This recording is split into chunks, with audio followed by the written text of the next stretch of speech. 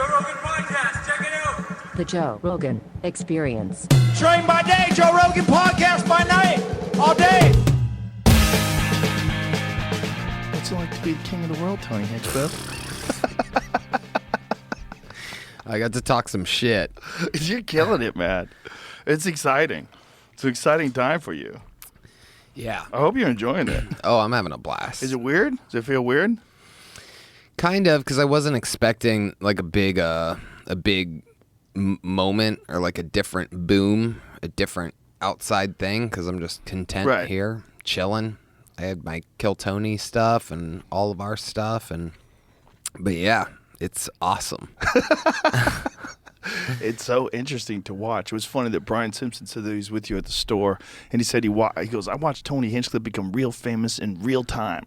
Yeah. Like you could see, like with the first show when you're warming up, getting ready for the roast, then after the roast, people just going crazy. Yeah, it was weird. I got bumped by another comedian my first night at the store, and then I was the special guest, super treat the rest of the week. Like it was like I was the secret weapon, kind of. So I was unbumpable.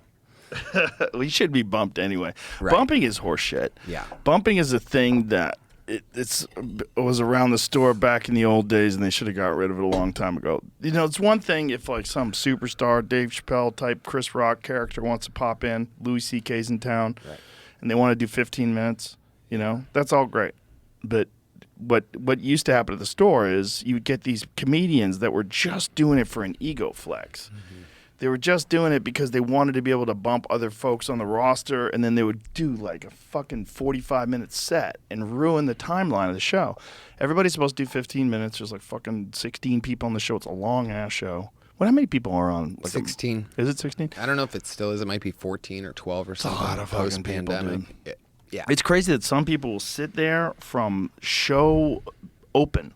They will sit there from 8 p.m. and they will be there till 2 a.m. I've seen it. Oh, yeah. I've seen it many a times. Some people are just like, especially those tourists, comedy tourists. Yeah. They'd come there from Australia and Ireland and shit. Yeah, they don't want to miss anything. We're getting a lot of those at the mothership, man. There's a lot of people from other countries. They're telling me they're flying in for this. All the time. It's wild. They come in, they do like a weekend, then they go do Kill Tony, and then they'll do like one of our shows. Mm-hmm. It's fucking crazy. Yeah, man. I always ask now during the commercial break where I get to talk directly to the Kill Tony audience, and I ask, how many of you live in Austin, Texas? Make some noise. How many of you flew in just for this? And it's always a bigger pop. Isn't that wild? Yeah.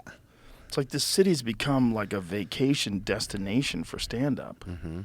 For the arts, I think. I think you can come here and listen to live music, the best, and live comedy, and get to see a lot of fucking freaks. Yeah, it's just fucking what a time we're in, man. Yeah. Boy, did we get lucky. Mm-hmm. I mean, we just keep getting lucky, dude. Having Shane here is a death blow to the other cities. Took him out on his first boat trip on Sunday, and we drank. Of course. If you with Shane, you're drinking.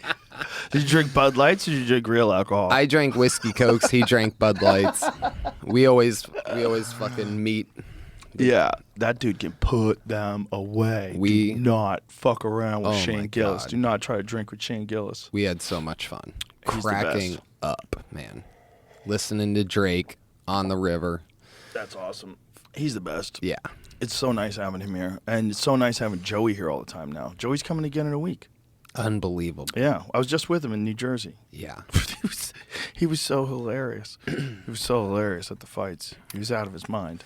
That's what I was telling Lewis is like even the few people that we, really want that haven't moved here are coming here all the time. Like it's a Vegas residency or something like that. Yeah, like Theo was there too at the fights and he's coming in July. Yeah. So we'll do more stuff with him too. Yeah, it's just we're lucky shit, dude. Mm-hmm. I mean, I say it all the time, but it's almost like the universe wanted this to happen this way. It just seems like every light just turned green right when we got up to it. Unbelievable. It's like, it didn't make sense. Like, this isn't going to work. Green light. This isn't going to work. Green light. Hey, this might work. Green light. Oh, shit, it's happening. Green light. It's wild. Yeah. And it's a special fucking place, man. Yeah. I love this city with all my heart. I never thought I would leave L.A., and then when the shit hit the fan and riots and governments and you realize taxes are absolutely insane for what we were getting, and I feel more at home here than I ever did there, and I was there for almost 20 years. Yeah. But when the plane's landing and you look out the right side and you see downtown Austin instead of downtown LA, it feels more like, ooh, yeah. It's a better place for comedy too, in terms of like you don't have the traffic. It's not a grind. It's in the middle of the country, so if you want to travel to other cities, it's easy to get to. The club situation is amazing. There's so many clubs. There's Cap City. There's Creek in the Cave. There's the Vulcan. There's a Sunset Strip. There's the Mothership. There's what else? The Black Rabbit. Black Rabbit. They're Velveeta everywhere. Room. Shakespeare's. It's crazy. It's crazy. Yeah. It's an amazing situation. It's Yeah. like, and you realize like you don't have to live like that. You don't have to be stuck in this crazy city of insane traffic and crime. Right. I can see 5 comedy clubs from my windows and where I live, and I don't even think anybody in New York has that. I don't think you can look down and see 5 comedy clubs from where you're at any given point. Look, New York has more clubs and more people, and New York's awesome. It's not a contest. Right. It's not a contest. It's like that whole like New York is the best. I don't know. If you like it, it's the best. Like it's whatever's great for you. Right. But this is a crazy place right now, and LA used to be crazy, and now LA's just a fucking steaming pile. It's on fire. It's just fucked. Speaking of fire, did you see the sky? You know what that is? In Mexico. Oh, we need to Google this too. Because Mexico has a new president, and I heard that 30-plus presidential candidates were assassinated. Oh. That might be just a TikTok meme. So I have to find out. So let's find out in real time. But the sky, the reason why the sky is so cloudy looking, that's smoke from wildfires in Mexico. Oh, wow. Yeah, they did a controlled burn, and they go, whoops. Oh, boy. They whoopsied. Whoops. Listen, 37, excuse me. Claudia Sheinbaum was elected the country's first female president after a bloody election campaign that saw 37 candidates assassinated. And that's our neighbor. Whoa. We live next to a fucking crack house. That's on fire. A crack house on fire run by a Jew. First lady.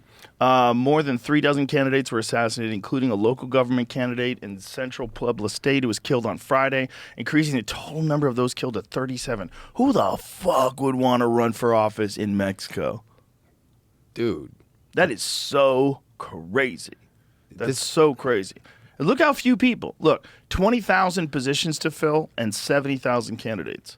If you have 20,000 positions in America, how many candidates do you have? Probably a lot more because nobody's getting assassinated. Right. That would be one way to start thinning the herd. Yeah. Taking them out. I mean, how far away? I mean, it sounds crazy, right? This is Mexico. It's not America. We don't. How far away are we from, like, seeing another JFK type situation? Man. I mean, Jesus. Fuck. Could be close. Seems like there's a candidate that the government really doesn't want. Yeah, there's this one guy. What's his name? Yeah. The one guy who went to the UFC this weekend and got like a 30-second standing ovation. Yep. Almost as big as Dave in Ohio, but not quite. Right. Not quite.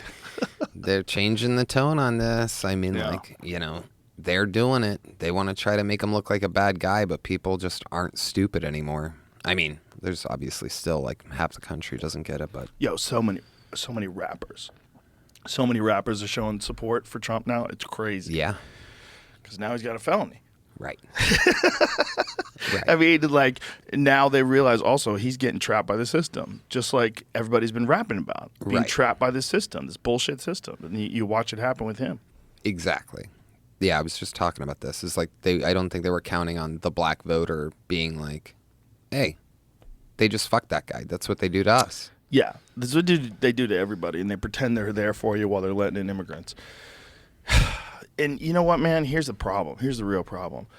Republicans won't be the solution either, kids. The problem is people in a position of power. The Republicans seem like they are your solution, but it's just because the people in power right now are the Democrats. Whenever the Democrats are out and the Republicans are in, everybody is dying for a Democrat.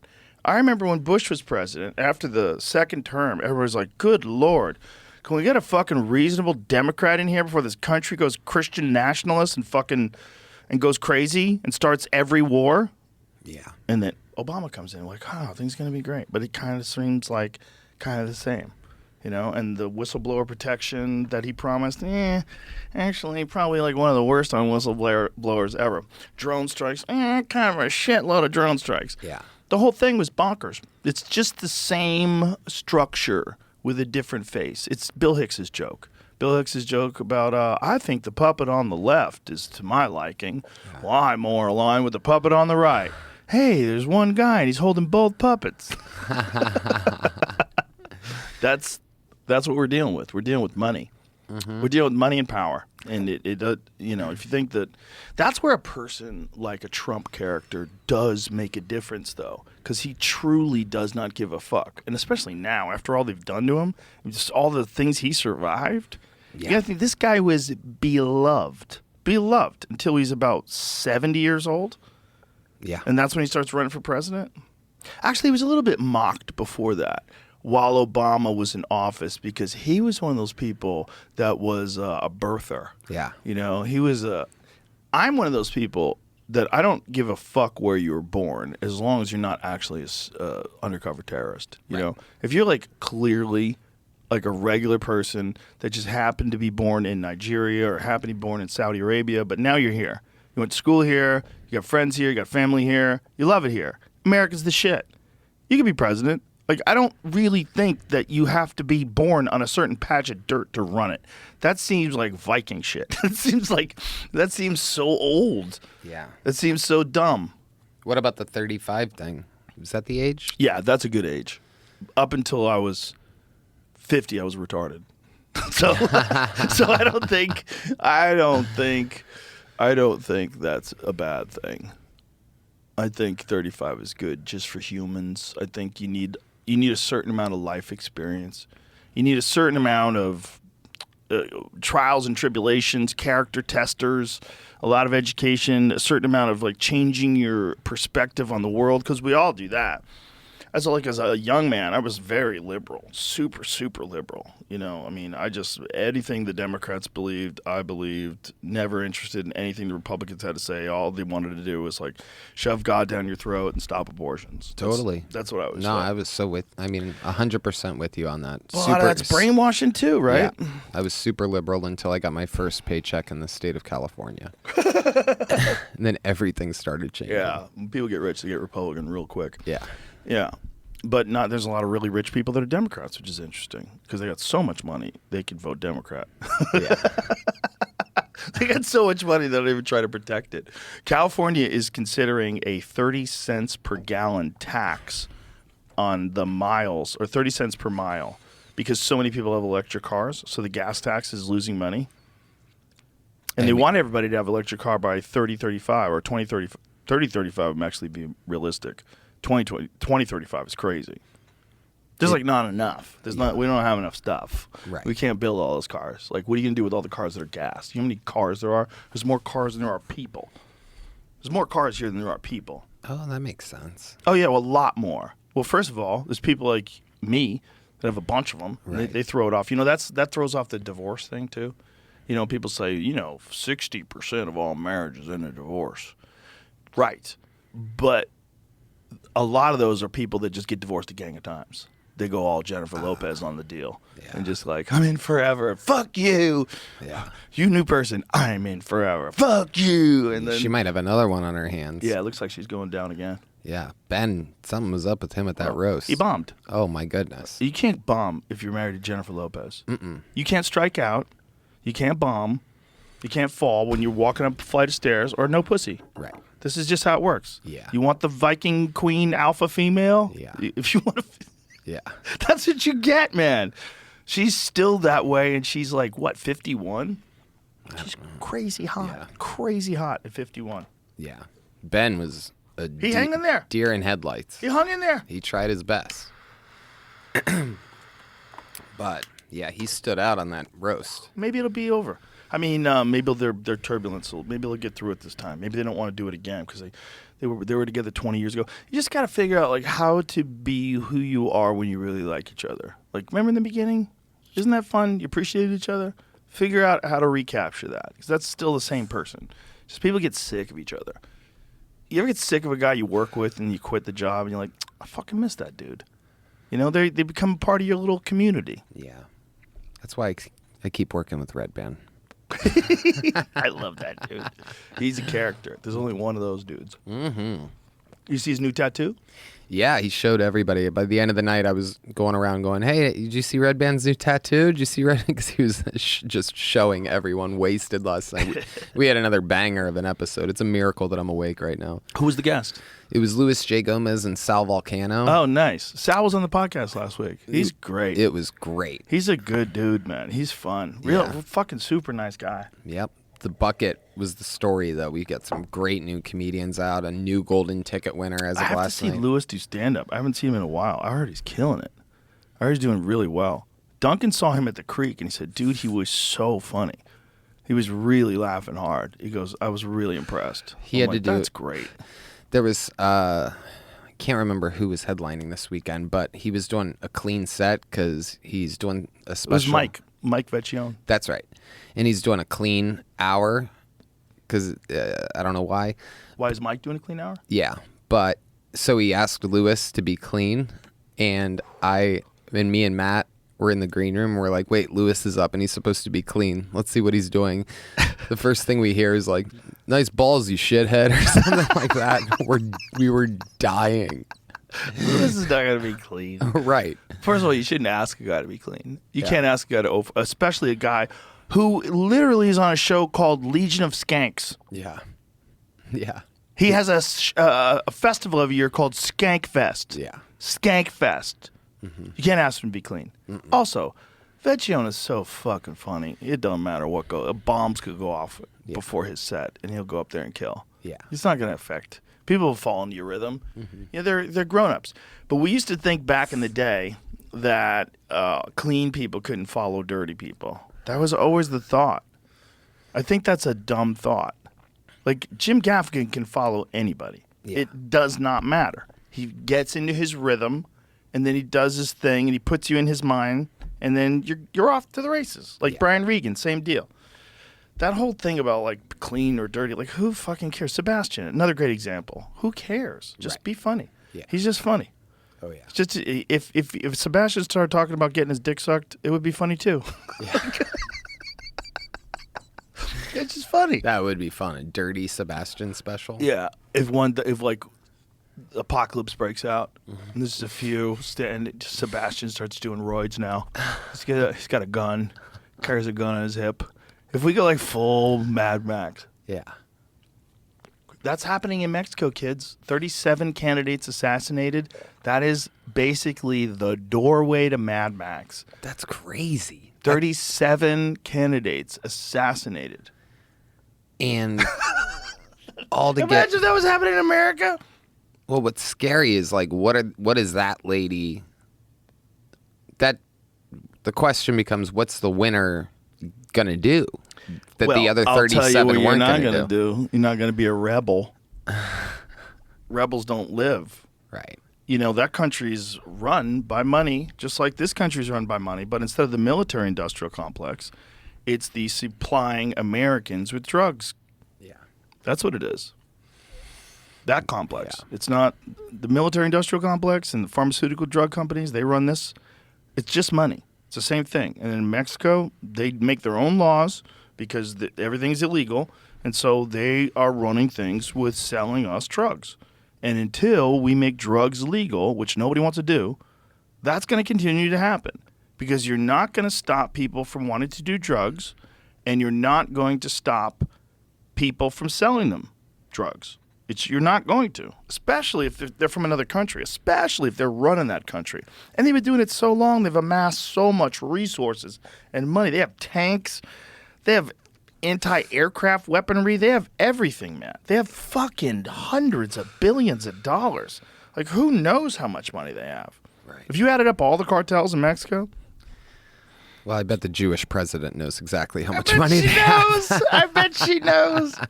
I bet she knows. I bet they know where she sleeps, and I bet she follows the rules. Yeah. I guess you have to. Like, if you want to be president of Mexico, that is a totally different proposition.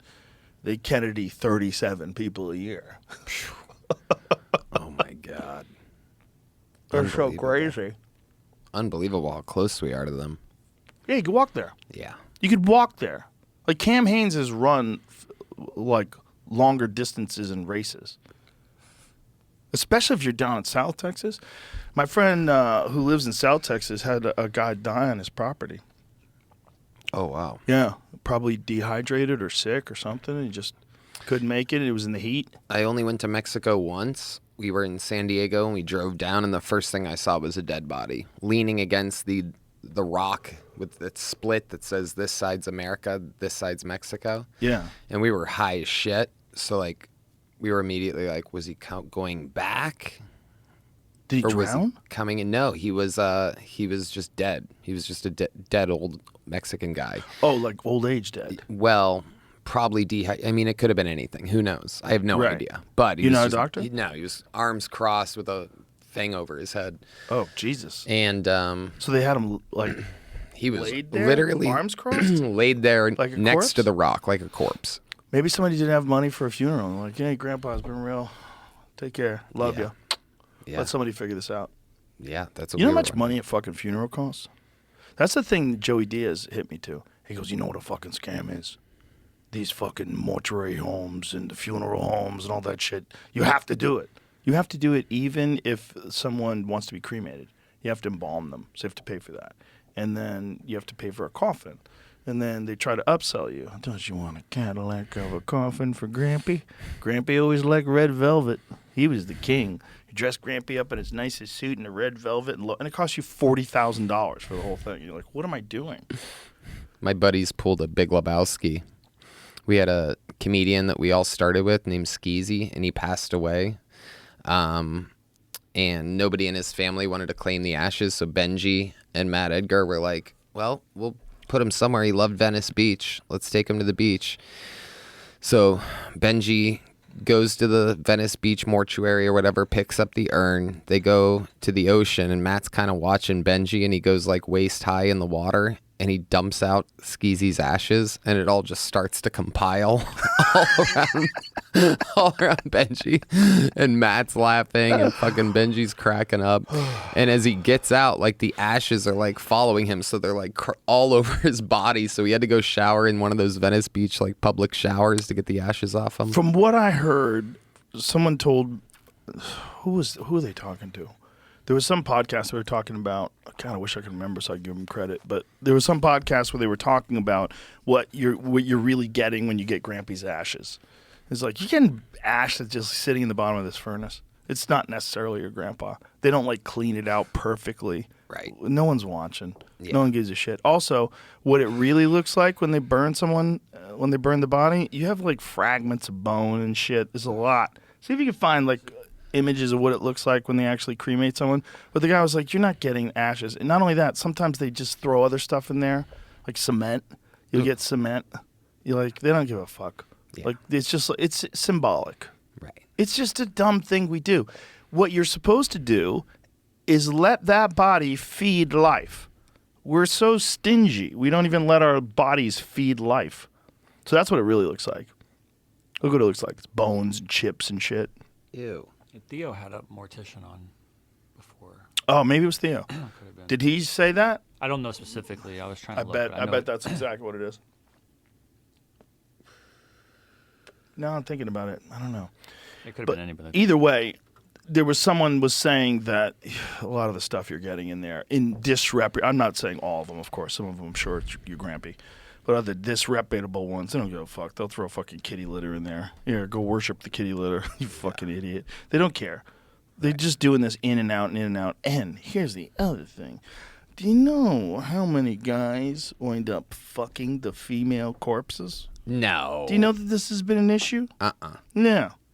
My friend claims that when he was young, that they went to a funeral home and that the guy came, they were ringing the doorbell. The guy wouldn't come. They're knocking on the door. It was like for someone in their family that was dead. And the guy was in the back and came out. He was sweaty and out of breath. And they were like, what the fuck is this guy doing? He was acting super fucking sketchy and really weird. And they think he was back there with one of the corpses. Oh. Yeah, he goes, he just felt like he just fucked somebody. I go, really? He goes, when you think about it, it's like these women are hot and they haven't deteriorated and no one's around. Oh, come on. Yes. There's rigor mortis and stuff. It's hard. Are you sure? Yeah, it's got to be. It's got to be like... Reported cases of employees sexually abusing dead bodies are relatively rare. Yeah, if they get caught. Perhaps the most prolific necrophiliac. Do you remember the one that the bit Kinnison had? Mm-mm. Oh, my God. It was how I found out about Kinnison. I found out about it through a girl I worked with.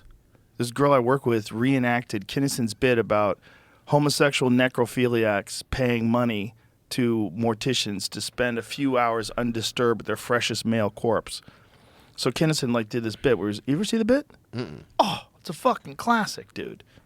It's a classic. See if you can find the bit. I don't know if we can play that. Play it and then we'll just edit it out. Fucking YouTube. Yeah, they're tricky, man. We got to fucking play the game. Listen, they're awesome. Mm-hmm. They're awesome. They have the best platform. I mean, it's the most accessible. It's so easy to share. The sharing things is huge. Yeah. Because you don't really share Netflix movies and stuff. I tell people, here it is. Wow. What a bit. Yeah. So this girl that I worked with, this was at the Boston Athletic Club. She got down in the parking lot, and she was lying on her stomach. She was like, oh, I mean, life keeps fucking you in the ass even after you're dead. It never ends. She's like doing that, and I'm howling laughing at her doing an impression of Kinnison. Wow. That's how I found out about Sam Kinison. Wow. Yeah. Fucking amazing. That was before I was even thinking about doing comedy. I was 19. Wow. Yeah, I was like, wow, that's crazy. What's he doing? Yeah. I just what? I remember watching him for the first time going, oh, that's comedy too? I always loved comedy. I always used to watch The Tonight Show. Mm-hmm. When Richard Jeni would be on or Seinfeld would be on. I loved The Tonight Show. I loved stand-up, Evening at the Improv. When I was I wasn't even 21. I went to see Jerry Seinfeld with this girl I was dating. We're just sitting there wow, seeing comedy. Then I went to another. But I always thought comedy was that. It was the TV comedy, and then there was Richard Pryor, and then there was Eddie Murphy. But I never thought sick shit could be funny until I saw Kinnison. I was like, oh my God. Yeah. That's a different thing. I didn't know that was comedy too. Right. No, I'm with you. I was a Jim Carrey guy, and when I was young, the funny faces and all the silly noises and stuff and everything, and then when he did Man on the Moon, and I saw that darker side of things, and Andy gets fired from the Improv right at the beginning of the movie, and I realized right then that he was making money performing in front of live audiences, and I'm like, what the fuck is that? Wait. So there's a lower level before the Tonight Show and stuff. Right. And I started going to libraries and stuff to look up books on Andy Kaufman. I would look up Andy Kaufman and find any book that mentioned him. I went down this crazy dark rabbit hole. I used to go to Jerry's Deli all the time. That place was awesome. It was a great place because it was 24 hours. You could always go there after shows. And they had a photo of Andy Kaufman on the wall. So it's Andy Kaufman when he worked there. Mm-hmm. So Andy Kaufman, while he was on Taxi, took a job at Jerry's Deli just to wait tables. Yeah. Just to be weird. Yeah. So these people would be getting their fucking tables cleaned up, and they're like, wait, what? Are you is that Latka or whatever his name was? Yeah. What was his name? Latka Gravis. Yeah. And that's back when... Look at him. He's fucking working there while he was on Taxi. Yeah, back when there's only 3 channels, so there's not a ton of famous people. Right. Exactly. Yeah. Boy, you had to hang out with famous people back then because nobody understood. Yeah. Nobody got you. Yeah. Jesus Christ. Imagine a famous person like a John Belushi back then. Crazy. Too much pressure. Well, the shows, the amount of people that will watch those shows, too. He used to bust tables at a restaurant at the height of his fame on the television show Taxi. Kaufman would stay in character as a humble busboy, always denying that he was Kaufman. Oh, Jerry's went under. The Studio City one went under, too. Oh, God. They closed them all. Are they all done? Yeah. God damn it. Yeah, we were stuck going to Norm's when I was there a few weeks ago. How's Norm's? It does. If you're hungry enough to go to Norm's at 3 or 4 a.m., then it's just fine. My favorite is Cantor's. Yeah, Cantor's. Cantor's is the shit. Yeah. That is the quintessential Jewish deli. Yeah. Like their pastrami Reuben, off the charts. Yeah. Off the charts. They have the best pastrami in the city, Yeah. as far as I've had. Like Jerry's was really good. Cantor's is one level above it. Totally. One level. You feel the cholesterol, like right in your veins. Yeah. Yeah, it's just the sauerkraut and the fucking Russian dressing and the rye bread. Come on. God. Come on. I've been eating like such shit lately. That spaghetti, that spaghetti and meatballs from Boa here fucked me up, dude. Spaghetti with Wagyu meatballs. Oh, you've been going that a lot? I've had it twice since then, and it's like I have to stop because it's literally like heroin.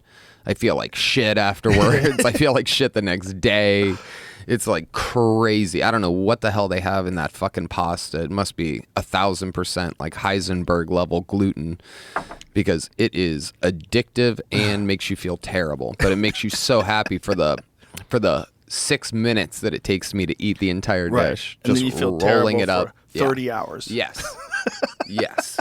It's the closest thing I'd imagine to heroin that there is. Of course, there's probably a bunch of people on heroin. But isn't that similar to getting drunk? You know, if you drink a little bit, you feel great while it's happening, and the next day, like, I'm never doing that again. Yeah, I do that all the time. I did that last night. Yeah, it's the same thing. I ate with Joey Friday night in New Jersey.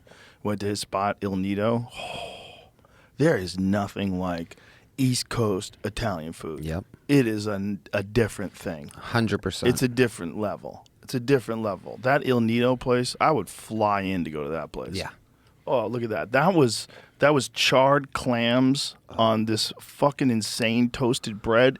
That was spicy rigatoni. Dude, it was off the charts. Yeah. That's the meatballs. Off the charts. Yeah, whole different level. The steak was perfect. Everything's perfect. That's bone marrow with potato puffs. Oh, dude, it was so good. And that's what is that? What's that called? The thin sliced beef. What the fuck is it called? Ceviche? No, ceviche. Tartar? No, carpaccio. My crew, we did Cleveland and then a night in Pittsburgh, and Youngstown's dead in between the two. So we stopped off in Youngstown for lunch and got 2 different types of pizza from 2 different places. And everyone's minds are completely blown because you cannot get pizza like that anywhere. You could try to find something in Chicago, but that's Chicago, and New York's New York. There's not that middle, not deep dish, not thin crust. But in Youngstown, there's 20 places unlike any place anywhere else. So what's like a hybrid of deep dish? It's just a normal old fucking like school lunch pizza, but different types. Belleria's famous for their Briar Hill, which is, just plain with shaker cheese and some green peppers, which is diabolical. Because if the sauce is good and the bread is good and the cheese is good, you don't need anything else. It's like a simple... Yeah, well, that's what Portnoy always gets. He always gets a plain cheese pizza. Mm-hmm. You watch his reviews of cheese pizza? Sometimes, place? yeah. I love the ones where the people get mad and shit. It's so great. Yeah, if it doesn't meet up to his standards. I mean, the guy's eating everybody's pizza. Mm-hmm. Like, you got to know what the fuck you're doing. But he says that New Haven, Connecticut is like where some of the best pizza in the world comes from. That makes sense. I could see that. A lot of those offshoot Italian spots where they hit away, like Youngstown, like that. I guarantee Pittsburgh has decent. You know what they have in common? Mob activity. Oh, exactly. New Haven has a lot of mob activity. 100%. I used to work at the Joker's Wild. It's a place in New Haven, and the owner was a crazy convict. Yeah. Just out of his mind. And I saw the owner beat a guy in the face with his shoe. Took his shoe off and beat a guy in the face with the heel of his shoe. Just, oh, yeah. He had blood all over him. Oh, it's a fucking disaster. Those people need pizza. They figure out how to get the good pizza. Yeah. Yeah, it's funny how that's the case, though. If you have like a serious Italian neighborhood, you probably got a little bit of mafia influence in there. Totally. I mean, that's all they know. You got to bet on things. You got to run things. Get a tax here, tax there, protect them. Imagine owing money to a bookie. How terrifying that would be. Yeah. You're on the run. You owe $100,000 to this guy. And you're trying to gamble on other games to make it right. Yeah. Like Uncut Gems. Oh, yeah. That movie gives me so much anxiety. You watch that movie, like, don't. Oh, Jesus Christ. What are you doing? I'm fucking. Dude, I watched the show that gave me more anxiety than any show I've ever watched in my entire fucking life. What? Baby Reindeer. Oh, I've heard. It's insane. It's the scariest thing ever. It's the scariest show ever. This guy's nice to one person who he doesn't really want to be nice to, gives her a water or a tea or whatever, and she falls in love with him, and it is the scariest show. I think it's supposed to be a comedy. I don't think I laughed once. The comedy part's not funny. He's also trying to be a comedian. None of it's funny at all, but it's literally you're watching for the anxiety. I started it, and then I'm like, I don't want to watch, but I have to. And I just kept going, and it's fucking frightening. Have you seen the actual lady go on Piers Morgan? Yeah. And she's literally like how she is in the She's thing. insane. Oh. And happy to talk about it. Yeah. And claiming she's not insane. Right. And not knowing how insane you look. Yeah. Fucking frightening. It's wild when people don't know how insane they are. Mm-hmm. And you watch them like, oh my God, they think they're sane. They think they're fine. They think they're going to go on there and make a good argument. Those are the most insane people. The ones that don't know. Right. Yeah. You been watching the Fauci hearings? No. Whoa.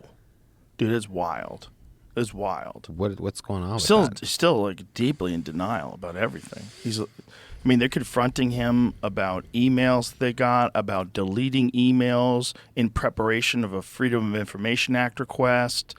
They got emails from people that he worked with saying, that don't worry, Fauci is too smart to talk about this stuff on emails. You'll either have to deliver something to him or meet him in person.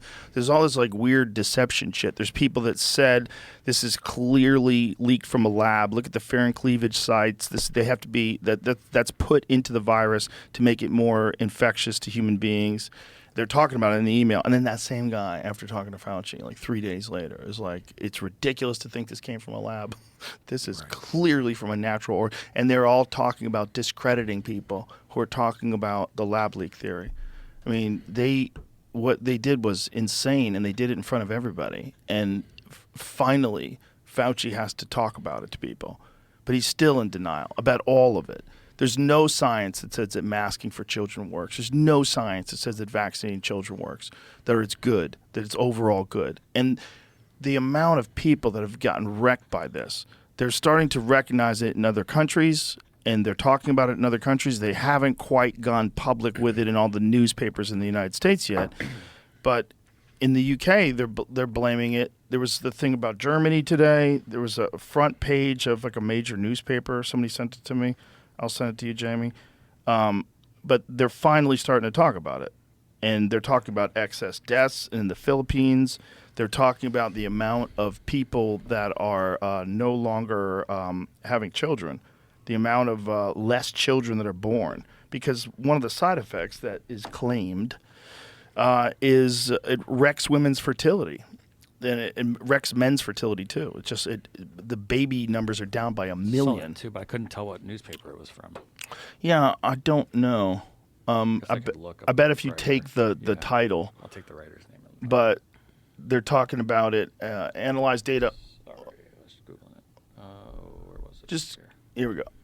It says researchers from the Netherlands analyzed data from 47 Western countries and discovered there have been more than 3 million excess deaths since 2020, with the trend continuing despite the rollout of vaccines and containment measures. Experts said the unprecedented figures raised serious concerns and called on governments to fully investigate the underlying causes, including possible vaccine harms. This is wild stuff, man. Because, now that we're getting an understanding of how much deception was involved, like trying to blame it on a natural origin when they clearly knew it was a lab leak, and they still don't say it's a lab leak. It was clearly a lab leak. Yeah. It's clearly. Obviously, I'm not a doctor, but in my eyes, it looks like a fucking lab leak, and most people that are educated think it's a fucking lab leak. And this guy still is denying it. Yeah. And was denying that it's even gain of function, that they even funded that research. But they changed the definition of gain of function for this particular vaccine. What did they change it to? The definition of gain of function on the NIH website was changed. It was updated. So that was from the Telegraph. The Telegraph. UK. COVID vaccines may have helped fuel rise in excess deaths. The excess deaths have to be discussed, and no one wants to, because that's the real thing. The all-cause mortality deaths, the big uptick in cancer, and what they're calling turbo cancer. Obviously, again, I don't understand any of this stuff, but Peter McCullough was talking about what the mechanism behind this rise in cancer would be and how it could be tied into it.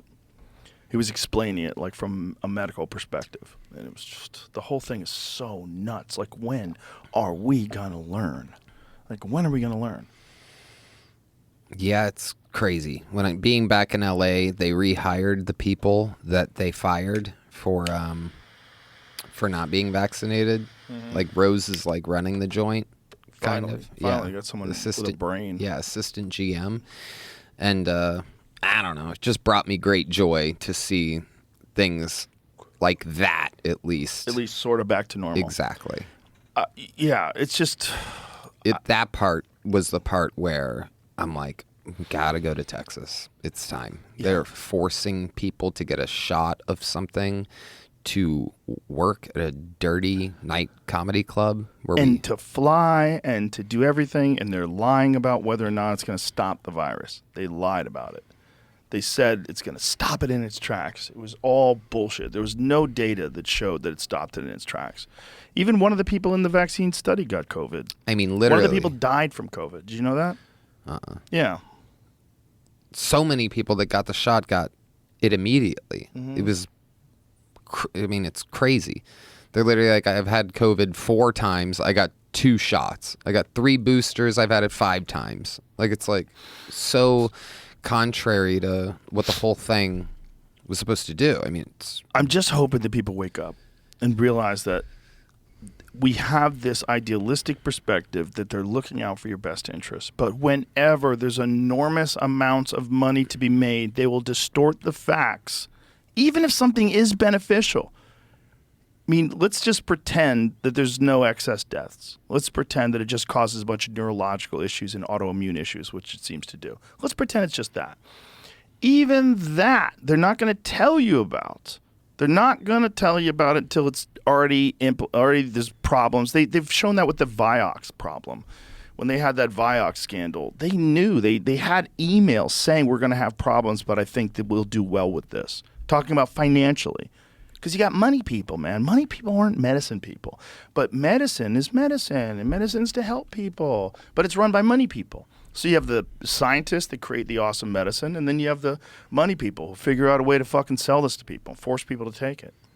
And when you watch videos of all the different things, and during this thing, one of the things is that Fauci was claiming that he didn't coerce anybody to take the vaccine, but there's this whole recorded conversation of him talking about if you keep people from working, you keep people, like if Amazon says they're not going to hire people at big corporations, you have to be vaccinated to fly. He goes, it's shown that people will drop their ideological bullshit and get vaccinated. You can imagine. Just imagine that's from a public health official who knows that it doesn't stop infection. He has to know what the data is. He has to know. It was all just to get people to take it. And they made so much money. And the government, this is the weird thing. There's $710 million was earned. And Fauci's claiming that he never made any money. 0. He said he got $0 from it. He said he got like $122 from a monoclonal antibody patent that he has. It's crazy that they work for the American people with taxpayers' money. and they create something that they put a patent on, and then that makes them hundreds of millions of dollars. $710 million. Like, where'd that go? You didn't get any of it? But the other thing they showed was that Fauci's income, his net worth, went up to $11 million. So he made a lot of money. Yeah. Maybe he sold a book. Yep. Maybe it was legit. Yeah, I saw something of him on my Twitter feed, him just playing victim. You see that the guy behind him? Uh-uh. This is a fucking amazing video. This guy behind him, when Fauci's talking about the death threats, you got the guy's like, Yeah. the guy's making this face. Have you seen it, Jamie? I'll send it to you. It's hilarious. The dude's hilarious. But anytime anybody does that, in my mind, the stuff that, Playing victim? yeah, the stuff that I've been through, like, and seen, because I had a lot of death threats during quite a few phases of my my jokes being out there. That's There hilarious. it is. That's it. Give me the volume. I mean, it's such a joke. You Look probably at this. you Of 2 individuals, and credible death threats mean someone who clearly was on their way to kill me. And it's required my having protective services essentially all the time. It is very troublesome to me. It is much more troublesome because they've involved my wife and my 3 daughters. At these moments, how do you feel? Keep your mic on. Terrible. Do you continue to receive threats today? Yes, I do. Every time someone gets up, Yeah, well, Well, that was the other thing. They blame podcasters. right. They blame podcasters, and they said that we're responsible for 200 to 300,000 deaths. Yeah. That makes total sense. Hey, man, you made it. Yeah. First of all, don't blame us. First of all, you made it. Yeah. You And- fucking made it. You Yeah. funded it. Yeah. You were a part of the research. Andy was the main salesman on the air every day Yeah. when we were watching the news because there was nothing else. We wanted updates. We wanted to see when things were going to open, if any positive news was there. And we had him. The richest thing of all is Chris Cuomo's now taking ivermectin. Oh my God. Dave Smith bodying him is one of the greatest all time. I mean, I said this before, and it was that. I said it was going to be Mike Tyson versus Marvis Frazier. Like, what have I got myself into? And that's what it was. oh yeah. But he did it to himself. He did it to himself. I mean, Dave did it to him for sure, but Chris did it to himself. He just has this bizarre way of trying to like lawyer it up and twist the words and Right. turn it into something that's okay. I didn't say that. Where's the clips? And then they show the clip. Yeah. And he's still trying to pretend that And they there weren't was- mocking people for taking horse dewormer. And there was more than that. These clips, they do a funny thing over at CNN. I think we were talking about this the other day because of a joke that I do in the headlines. They do a funny thing where they can change the headlines after a certain amount of time. Oh, yeah. You know, they can change they can delete videos. They can copyright strike them. They have control over what they've done. And they went on and on and on. There was a whole thing with it. I was obsessed with CNN because I find propaganda to be very, very interesting. I want to know what everyone else is seeing. I want to know what the audiences are seeing. Especially the people that aren't really paying attention. Yeah. Maybe And they don't have friends that know what's really going on. They don't. They don't know the whole history behind everything. And I know it's not real. I look at CNN like most people look at pro wrestling. And I look at pro wrestling like it's pro wrestling. Like it's real. No. But, I mean, Yeah, it is like pro wrestling. especially during that time, I was studying that so hard because I knew that I knew something was fucking rotten Yeah. going on. They don't know what to do about Israel and Palestine. They're just like trapped. They're trapped in the middle. Did you see in Philly where the gay pride parade ran into the Free Palestine parade? They wouldn't let them pass. Yeah. Like, no, our thing's more important Right. than you guys fucking each other. Yeah. Crazy. It's just the woke eating woke. It's the Yep. left eating the left. Yep. But that's what they've always done. They eat themselves. By the way, the right does it too. The right does it too. They did it all. They do it all the time. It's a human characteristic that we can't really just say one side does Yeah. because it's not true. The gay parade and the Palestine parade meeting up in the middle is like the time Kid Rock shot a bunch of Bud Light. No, because nothing's gonna die. No business is gonna get crushed by it. It's like, no, you guys don't want to fight each other. Look at this. Look at the Free Palestine, the gay pride. It's a standoff. It's a fucking flat out standoff. Hijabs versus blowjobs over here. No pride in genocide. So they're stopping the pride parade. No, you can't have your parade. Our parade's more important. I love the masks. I just love them. Look at all these people with masks on. Yeah. It is the liberals' MAGA hat. It is. Yeah. I've said it a million times, but that's what it is. It's a fucking MAGA hat. Oh my goodness. These dorks. How many of them had fucking masks on, man? It's crazy. They don't even work. I mean, they work as well as that lady's visor that's turned backwards. Yeah. And they definitely don't work against AIDS. So wearing one at a gay pride parade is completely pointless. Imagine you think the mask, this is going to protect you. Mm-hmm. Yeah, they're wearing a mask outside, and meanwhile they butt-fuck strangers in glory holes and stuff.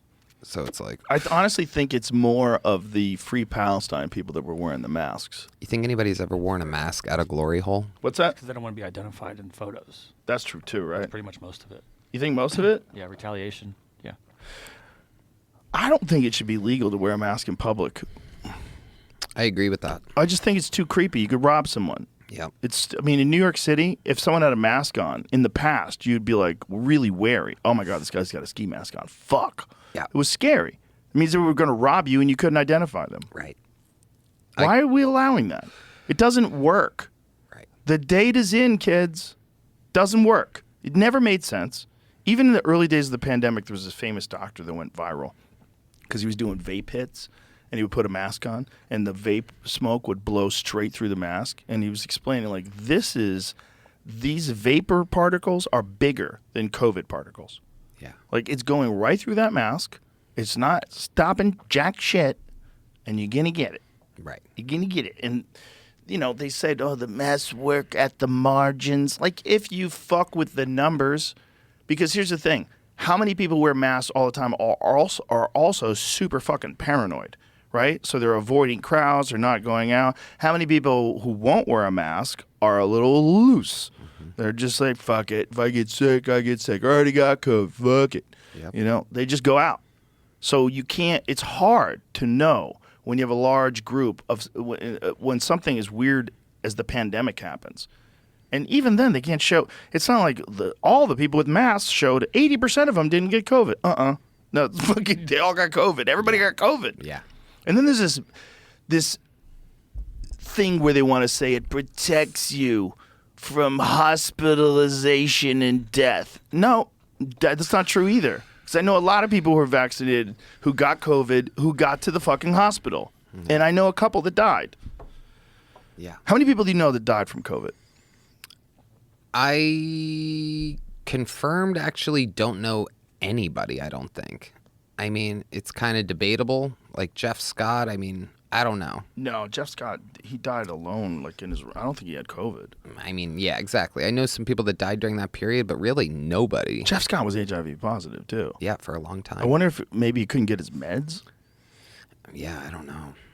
I mean, because that was an issue during the pandemic as well. That's when we realized that China makes all our medicine. Like, what? Like, China makes a lot of things, man. It's crazy how much we rely on them for manufacturing stuff. Yep, crazy.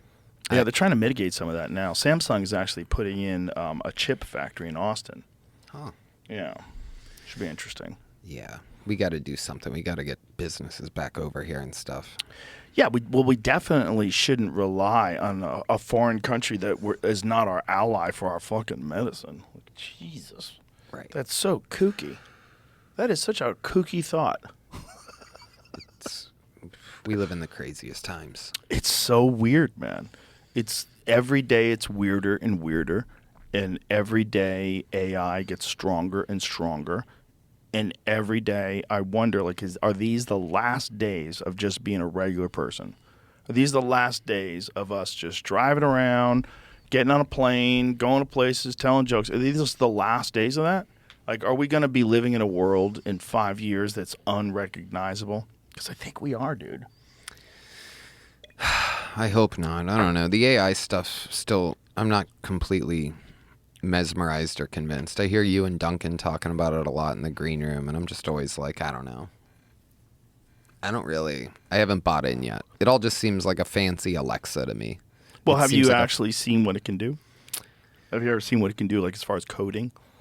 No. It can code so much faster than people. Like it can solve problems faster than people. It can do all these things already better than people can.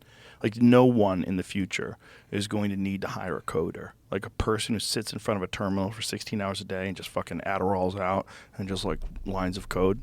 That's done. That's done. You could do that if you want to, but a computer's going to bang it out quick. It would be stupid for you to do that when a computer could do it in 2 seconds, and you're going to spend 16 hours, and you might fuck up a few lines, and you got to go back and check it. And why? Why are you entering it manually? The computer's just going to do it. You know? Why? What, are you going to stand there with one of those old timey photographs and while everybody has to stand still? No, you have a phone now. It takes a better picture. It's going to be like that with everything. It's going to be in control of airplanes. It's going to be in control of all the automobiles. The problem is you're going to have to get like permission to go places. It's going to get fucking weird, dude. It's going to get really, really weird. Yeah, I just hope we can. I don't know. Well, think about the amount of change that we have now in comparison to just our parents. Just our parents. The best transportation back then was an airplane. The best way to get the news was the television or a newspaper, and you didn't know what to do with your life. You had to go to college, and then you go to college, or you go to trade school, or you get a apprenticeship, and you get a job, and then you get a kid, and you don't know what the fuck is going on in the world. You have this like surface level understanding of what's going on in the world, and now everybody knows what's going on in the world. Now, the amount we knew about the Iraq invasion in 92, 93, whatever it was, when the Iraq invaded Kuwait and Desert Storm, the amount we knew was like minuscule. Yeah. Minuscule. There was no like YouTube shows where you could see someone breaking it down. Oh, they're actually trying to get away from the American dollar, and we're trying to do this and that, and there's none of that. No one knew the hustle. It's crazy that these wars are still happening. I don't know why we're giving them our money. We need I don't know. Well, that's not going to change. Yeah. I mean that might shift if Trump becomes president. I mean, maybe he can get away with some stuff. Maybe he could do some things. He wants to stop the wars. He's like the only one that's like saying he can stop the wars and wants to stop the wars. He's the only one that did before. He did it What can he before. do though? What can he do different? Like let's pretend it's November of 2024. Trump wins. January he gets in office. What can he do? Well, it seems like he has a way to. Jesus Christ. Trump is planning to send kill teams to Mexico to take out cartel leaders.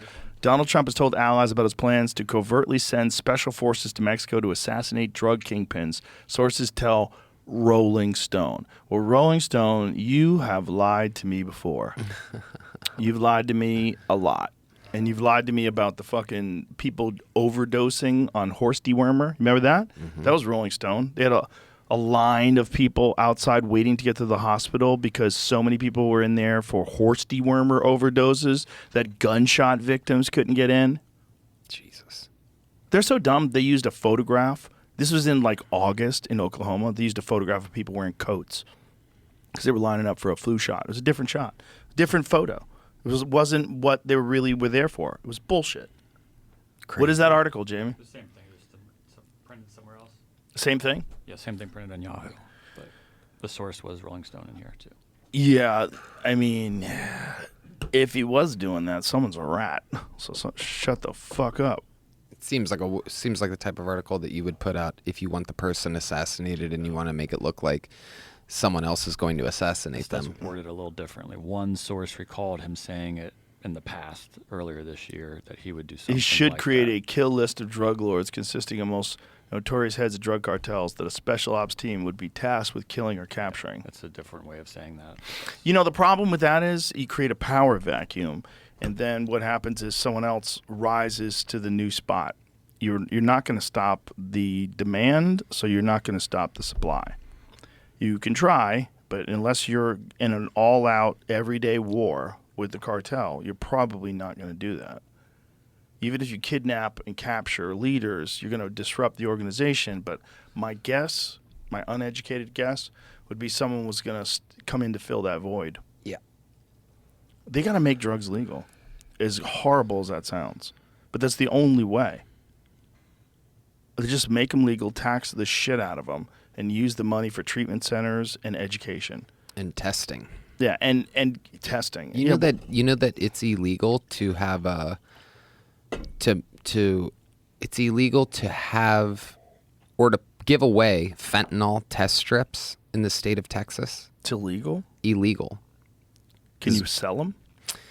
Me and my buddy are starting a water company. Here's how I know about this. Canned water, right? And the plan was to get them into all the bars in the city.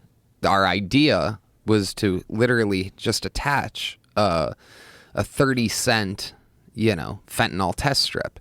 And then we found out we can't do that. You can't give away fentanyl test strips. You can't give them you away. can't even order them in Texas. Can you sell them? If you go to Amazon, you can get fentanyl test strips in specific states. Whoa. Yeah. Why would they stop test strips? I don't know. You think is encouraging people to do coke? Is that what that is? I have no idea. That doesn't make any sense. I know. It's very bizarre. There's so many dumbass fucking laws. Yep. Because there's so many goofy people on both the left and the right. Texas House passes bill decriminalizing fentanyl test strips. Or maybe it's if you have them, I guess. Oh, The bill would take fentanyl test strips off the state's drug paraphernalia list, meaning it would no longer be a crime to carry them. It's still probably hard to buy them. Yeah. Maybe you just can't give them out. Yeah, which is crazy. Still hard, and it's. Why don't you Google, is it legal to give out fentanyl test strips in Texas? I did. That's how I got here. Did it give any articles other than that? It probably says below that part. That we How much just time read. can you get for selling fentanyl in Texas? How much time? 20 years.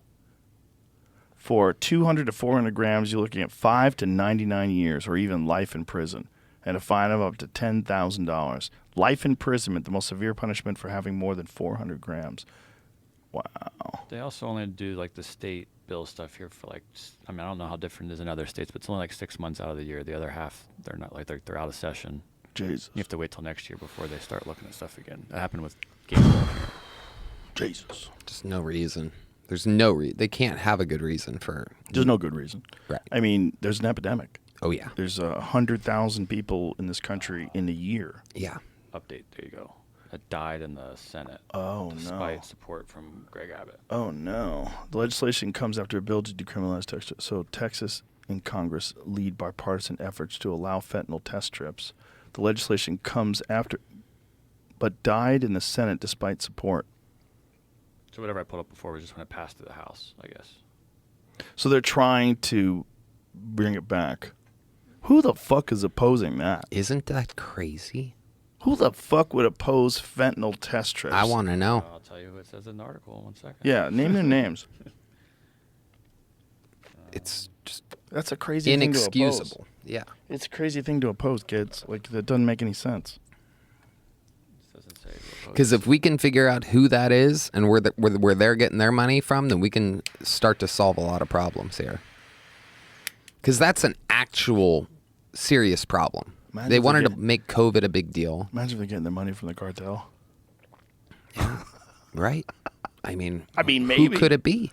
Who could it be? Who the fuck would want you Who to not else- have who fentanyl else test Yeah, could strips? it doesn't say they voted against it. It says it died, which so like here they didn't vote on it. But the during Senate session. declined to take action So in the it's- regular session. Oh, okay. It just never got voted on, and that's could have been the same thing though. Like they're avoiding it maybe on purpose, or someone doesn't want to vote on it. But And, by the way, this is like, some people look at it like, oh, well, those people are doing cocaine anyway or whatever. So maybe it's not we're not losing the best people, but it could be anybody doing anything. It could be somebody trying to do, fucking Molly or, I don't know, any more fun, like an Yeah. actual, like, goofy psychedelic drug or something like that. Could be in any type of pill. I wonder if the logic behind not wanting it to be legal or sticking your neck out and saying that it should be legal is that people want to then attach you to promoting drug use, and then you would possibly like have an opponent that could turn it against you and say, my opponent promotes drug use. You know, you could have that kind of a deal happen. Yeah, but there's a problem. But that was the gay marriage thing. That was a lot of things. There was a lot of things that people wanted to pretend that they were against. I mean, until I think 2013, Hillary Clinton was saying that that marriage should be between a man and a woman. Barack Obama said that. They don't say that because they believe it. His opinions changed that much as a grown man. Like, what did you do? Mushrooms? What did you do? Right. Did you smoke DMT? Like, what did you do? Tell me what you did. Where now you have this complete change of heart, and you think it's just be two people who are grown adults who love each other. They should be able to get married. Like, what happened? You tell me. Right. Or you're full of shit. Right. One of these things is going on. Either you're doing this political thing, which is like, God, it's so gross. When they're calculated with what they say just so they could win. Like, ooh. Yeah. They realize the gays can vote. So also, they realized that public support for gay marriage was way higher because the stigma of being gay all sort of, not that long ago, it was way more stigmatized. Like, so many people were in the closet in Hollywood, because they kind of had to be. Yeah. And to this day, the one open kind of homophobia you have in Hollywood is that gay men never play straight men in movies if they're out. They never play like the leading romantic interest in a movie if everyone knows they're gay. That's why I'm not in any movies. But also, making gay marriage legal didn't cost them vast sums of money. I bet if we did an online poll where every American had to vote and had to log in, and you polled them, do you think we should be giving money to foreign wars? I can't imagine the number being lower than 90% for no. Yeah, I think I saw a recent Twitter poll where they tried to do that. The majority of people was like, no. Yeah. Yeah. I mean, if we forced people to vote on an actual issue. Well, it's also, you have so many people that are hawkish and they think that, we can break Russia or that we need to support Israel or, whatever their position is, where they're real hawkish on. And they have a limited amount of information about it when you talk to them. So many people, when you talk to them about it, you're like, well, why do you think that we need to keep sending money to Ukraine? Is it working? Like, are these people being used as cannon fodder or are they gaining ground? Like, you tell me what you think. Well, I just think what Putin did was like, do you support a guy like storming into a country and taking over? I'm like, no, I definitely don't. I definitely didn't support that. But that doesn't mean that you should spend hundreds of billions of dollars to prolong what seems like some horrible, bloody conflict that just, how are they going to win? Are they going to take over Russia? Like, how are they going to win? They're going to kick Russia out? Russia's going to quit? They're never going to do it again? NATO can move in? Everything's going to be fine? Are you sure? Are you sure nuclear weapons aren't on the table?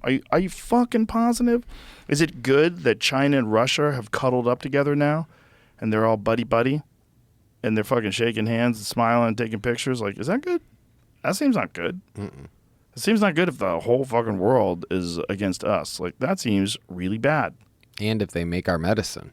Right, and what solution could Trump possibly do? Like, when he says he could stop it, like, how do you stop it? How do you stop it? I think Trump just puts the fear of God into these people a little bit. I think he puts the fear of... The guy's not going to play by the rules. Right. They read our news. If they glance at our news, it looks like we have a crazy president. So they're like, oh, let's wait a bit. I honestly feel that way. I think that they think by glancing at our weird propaganda that we have, that we're being fed, they're like, this guy's kind of crazy according to them. So, let's wait. I mean, why did Putin wait? Why did Putin wait to invade Ukraine until old Poopy Pants Jenkins was president? If I was going to do anything, I'd do it right now. Yeah. It just seems like everything's so chaotic. Absolutely. We got no border. We're giving money to fucking whoever wants it. We're already rich countries. We got men who are the first female admiral. Oh, my God. We have so much chaos. Chaos. It's so kooky. Yeah. It's just so kooky. It's crazy. it's kooky, and it seems like they're just leaning into it. Like there's no course correction at all. Just leaning into the kooky. Yeah. It's fun times Oh yeah. for comedy. Oh my goodness, we have so much stuff to talk about. Stuff that you would have to manufacture something that bizarre that people are accepting at any other time in history. It's so weird. So weird. It really is like the whole country's hypnotized. And I just think this is a perfect storm of things that are happening all at the same time. With AI emerging, China and Russia becoming buddies, us being run by a dead man. They're trying to stop this other guy from even running, and they're exposing how corrupt the democracy is. They're exposing how corrupt the system is. Just by charging this guy with 34 felonies for paying off a lady he had sex with. Like, what? And how else would he have paid her money to? Well, it was whatever? the way it was written, the way it was put in a ledger. It's basically, on most situations, it would have been considered a misdemeanor. But they turned it into a felony. They trumped it up, Oh, no pun intended. Yeah. And then he signed like 34 different checks. So there's 34 different. The whole thing's crazy. First of all, what a cheap fuck. I'll pay her in installments. Yeah. Don't give her all the money. Give her a little taste. Keep her on the hook. Yeah. That actually makes sense, I guess, now that I think about it. Because if you pay her all at once, she could just write a book or whatever. No, the whole deal was that she couldn't talk if she got the money, but obviously that didn't work out. Right. She got the money and still talked. Like, if you have the backing of the political party, it doesn't matter. Like, especially the party that's in charge. But what's scary is how many Democrats are willing to allow this kind of stuff to happen. But a lot of them are aware of it. There was this one lady that went viral, and she was talking about it, and she was saying, you have to understand, like, I'm not a Trump supporter. I don't like Trump. But this is really dangerous for democracy. Nobody can justify this, and nobody can say this guy should be in jail for this. It just doesn't make any sense. And especially if you wanted to look at past presidents with the same scrutiny. I mean, there's so many instances of things that you could go. And this was one of the things that Obama had said when Obama got into office. They were talking about George Bush and Dick Cheney being charged with war crimes.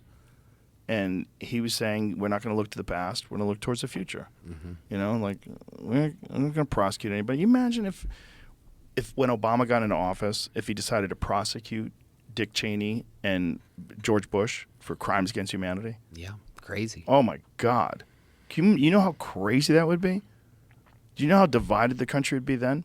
Well, that's the same thing kind of that is taking place now at a lesser scale, obviously, because it's not a war crime you're charging someone with. But you could charge Trump with war crimes. You could find some things that he did, especially with bombings and even what Obama did. Obama, during the administration, they dropped a drone on a U.S. citizen. No trial, no nothing.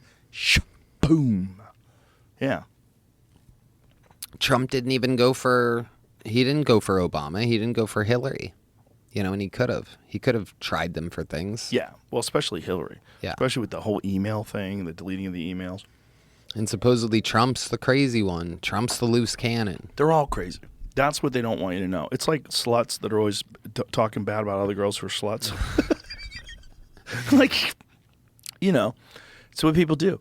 It's a thing that, people, that's not me. I'm not like that. It's just a weird thing that people do. And people form teams, and they justify why they should use any means necessary to silence the other people on the other team, the opposition. And they don't even realize they're setting a precedent that when this motherfucker gets in office or another motherfucker gets in office that's a Republican, you've got real problems now, kids. If the elections are real, that's how it usually goes. It usually goes one side wins and like, this fucking sucks. Let's try the other way. The other guy wins like, oh, this is bullshit. Let's try the other way. And this is what we've done in this country over and over and over again. Yeah. We go Clinton to Bush, Bush to Obama. It's what we do. Yeah. It's what we do. We always do it this way. Yep. And if you change the way people are allowed to go after political candidates, and you change the way you're allowed to silence and imprison your candidates, then we're like Mexico. We're just not assassinating people yet. We're like a third world country. We're like a banana republic. we're letting things other than the will of the people and what's best for the people be what's running the thing.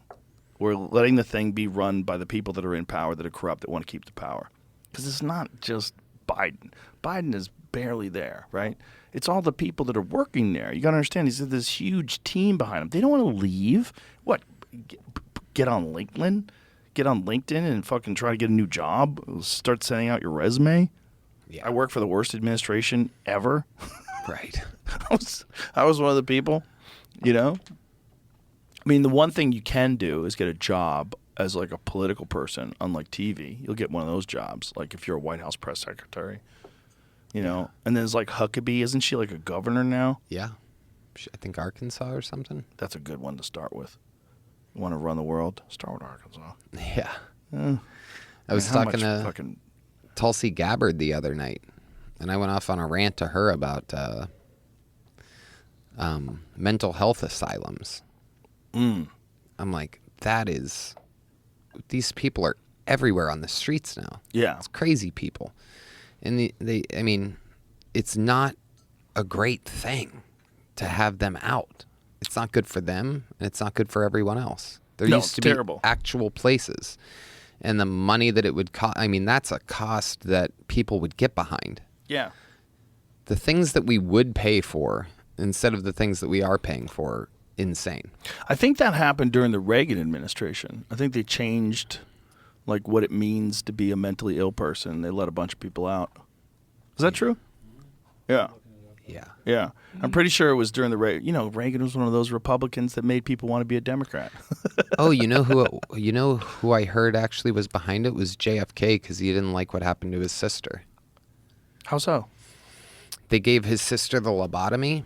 Oh. Yeah. And he turned against mental health institutions. I can't remember if it was... They gave his sister a lobotomy? Oh, yeah. Bad one. Oh, my God. Oh, it's like one of the big Kennedy secrets. You know, they stopped doing that in like the late 60s. They Yeah. did it for a long time. I had an Instagram post about it because I went down a rabbit hole one night. And I was like, what? Like, they just scrambled people's brains. And there was all these ads, like smiley people afterwards, happy people afterwards. Just scramble your fucking brain with an iron rod that they push through your eyeball. The eldest Kennedy daughter. Wow. Behind the Special Olympics. Wow. Yeah, man. Dude, brains are just like everything else. There's just like some people have bad livers. In their search for cures, November 1941, Mr. Kennedy arranged to have a lobotomy performed on Rosemary. It was immediately clear that the operation had drastically failed. Rosemary had lost most of her ability to walk or talk. Her personality had been forever altered, and she was left physically disabled. After being released from the hospital, Rosemary was immediately institutionalized. There's a story I've read about the doctor. There's like one doctor who was doing a lot of the lobotomies. He was traveling around to all the asylums Yeah. and like doing... Yeah, I read about that guy. He loved it. He loved scrambling brains. I mean, what a fucking, like... remember when you used to whack the TV to get the signal to come in? People don't know. Like, we would be watching TV, you'd be watching like a baseball game, and you'd go, what the fuck? You'd smack the TV, and it would come back in, hey, you got it. Like, that's how bad electronics were back then. You would smack the TV, and sometimes it would fix it. Like, sometimes it was like going up, it was just like blip, blip. The screen would go up, and you just whack the side of it, and it would stay still. So I people remember. Remember those days? Yeah. Yeah, that Antennas. was their version of fixing brains. It was just like whacking a TV. They was like, let's just scramble his brains. Yeah. And they would go in through your eyeball. Oh. That's what they go through. They pull your eyeball aside. Yeah, they pull your eyeball aside. Excuse me. Out of the way. I got to shove a metal rod in there and just, they'd get in the brain. They get in your frontal lobe and just go like this. Stop. No. Yeah, that's how it goes. Oh, God. Yeah. Bro. Imagine thinking that's a good idea. I know how to fix it, everybody. What was like the most successful lobotomy? Did anybody get a lobotomy and like, wow, that one fucking worked? Like, is there, well, Google what's the most successful lobotomy? I bet you like someone came out a genius afterwards. Or Yeah, something on somebody came accident. out the most amazing guy. No way. No way. Ow. But there has to be one, like, best case scenario. Like, this might work. Like, one guy, maybe they only scrambled him a little. You know, like Roseanne got hit by a car, became a great comedian. Kinnison, hit by a car, became a great comedian. Like, there's a little bit of brain damage, not bad for you. A little bit, yeah. Just a touch. Just a thud. Oh, yeah. Just a little bit. Everybody needs a little bit. A little bit. Yeah. Just a little bit. Yeah. I had so many wrestling in high school. The last person who had one died in 1967. That's when they were like, enough. Yeah. I barely missed that. They also if I was figured born out- in 57, I would have got lobotomized. Antipsychotic medication. If I was born in 57 with the wrong parents, 100% they would like scramble his brains. Yeah. Or if I was born with the wrong parents, they would have put me on Prozac for sure. For sure, they would have put me on some sort of ADHD medicine. This is the best I'm getting is like their claims of improvement. They reported 63% of their patients had improved, while 24% saw no change, and 14% became worse. Oh. That guy looks pretty good afterwards. The beginning looks like he's like taking a horrible shit. Like, oh, God. And the afterward, he's like, I get it now. That's what they were just like, they were agitated before, and then afterwards they were smiling. It's like, okay, smiling. so success. Yeah, so it worked, but it seems like a very crude idea. Maybe, you know, now, that one's a weird one. That one, they cut the top of that dude's head off. Oof, that was a rough one. Oh, Jesus Christ, they're going through the nose on that lady. That guy's wearing a muscle No, that's shirt. her eye. That's her eye. Whoo, that's right. Oh, Yeah. Christ. Her nose is I here. hope she's out cold. Why don't those Definitely guys have probably not. sleeves? Yeah, they probably, the way everyone's holding her hand, she might not have been out. Oh, they probably barely put people out back then. They're fucking crazy. You could probably watch videos of some of this. Oh, don't make me watch videos of it. All right, here we go. Oh, yeah. Stop. Oh, yeah, he says. Prefrontal lobotomy, psychological cinema, prefrontal lobotomy, and chronic schizophrenia from the psychiatric department. 625. So this is the lady, female, age 25. Can you say state hospital patient for over 4 years, failure to improve after several courses of both insulin and convulsive shock. Wow, the shock therapy back then. Showing antagonistic hostility reaction in seclusion quarters prior to bilateral prefrontal lobotomy. Bilateral. Sides. Bilateral prefrontal lobotomy. They're like, this bitch is so crazy, we're going to give her a double dose. She's hanging out. She seems like someone in the audience that killed Tony, like a regular person. Yeah, she's not bad. 2 months post-operative, now friendly and cooperative, entering into occupational and recreational They don't show activities. Let's see what she looks like now. Oh, this is going to other people. Oh, to other people. Oh, there she is now. Now she's all laughing because her fucking brain scrambled. Now her hair's all It's fucked up. crazy though that your brain can be scrambled and you can still function. Like that seems to. Well, you barely Well, function. But that's yeah. the thing. Like, people have been shot in the head and they lose like half their head and they still talk. Right. There's a lot of weird stuff that happens to people with their brain. Your brain, when one part of your brain gets damaged, the other part of your brain seems to have an ability to recover. There's this one guy, see if you can find this story. This one guy developed fluid in his brain when he was young, and they drained it. So they installed some sort of a thing that drained the fluid from his brain. And once they did that, as he got older, he got another MRI, and they realized his brain was missing. He only had the outside area of the brain, and he had like a 75 IQ, but he was fully functioning with the entire center of his brain gone. You see the MRI, you're like, what in the fuck? The guy has no brain. You know, like, oh, that fucking guy has no brain. That's him. He actually has no brain. Like, you got to leave him alone. It's not his fault. It's literally gone. So he developed some sort of fluid, and they put something in there. I forget where it drained to. But then over time, you know, his symptoms went away, but his brain went away too. Like, whatever that fluid was in his brain, it was like, took over the whole brain. Oh, God. See if you can find that. I mean, it's called hydrocephalus when there's brain too much cerebral fluid, cerebrospinal fluid, excess cerebrospinal fluid. Yeah, this dude I know it's not coming up though. had no brain.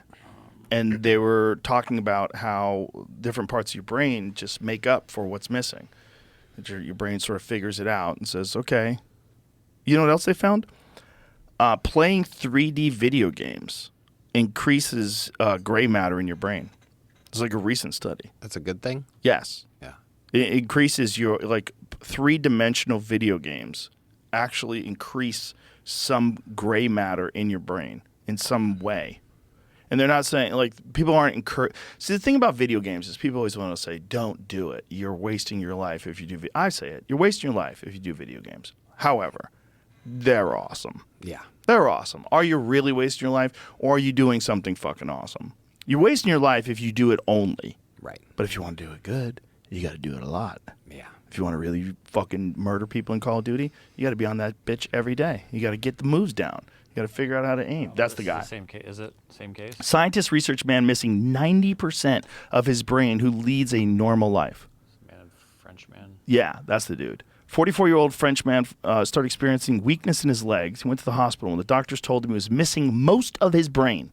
The man's skull was full of fluid with just a thin layer of brain tissue left. The condition is known as hydrocephalus. He was living a normal life. He has a family. He works. His IQ was tested at the time. Complaint came about 84. 84 was slightly below normal range. So this person is not bright, but perfectly socially apt. Clearmans is a cognitive psychologist, University of Libre in Brussels. When he learned about the case, which first described in the Lancet in 2007, he saw a medical miracle, but also a major challenge to theories about consciousness.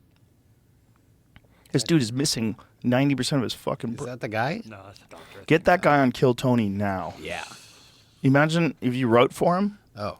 How many? This guy's actually. You put a photo of his brain up on the screen, and explain that this guy's literally up here with no brain. Going back to the brain damage making people funny thing, we have a new regular as of yesterday, and it was only his second night ever on the show.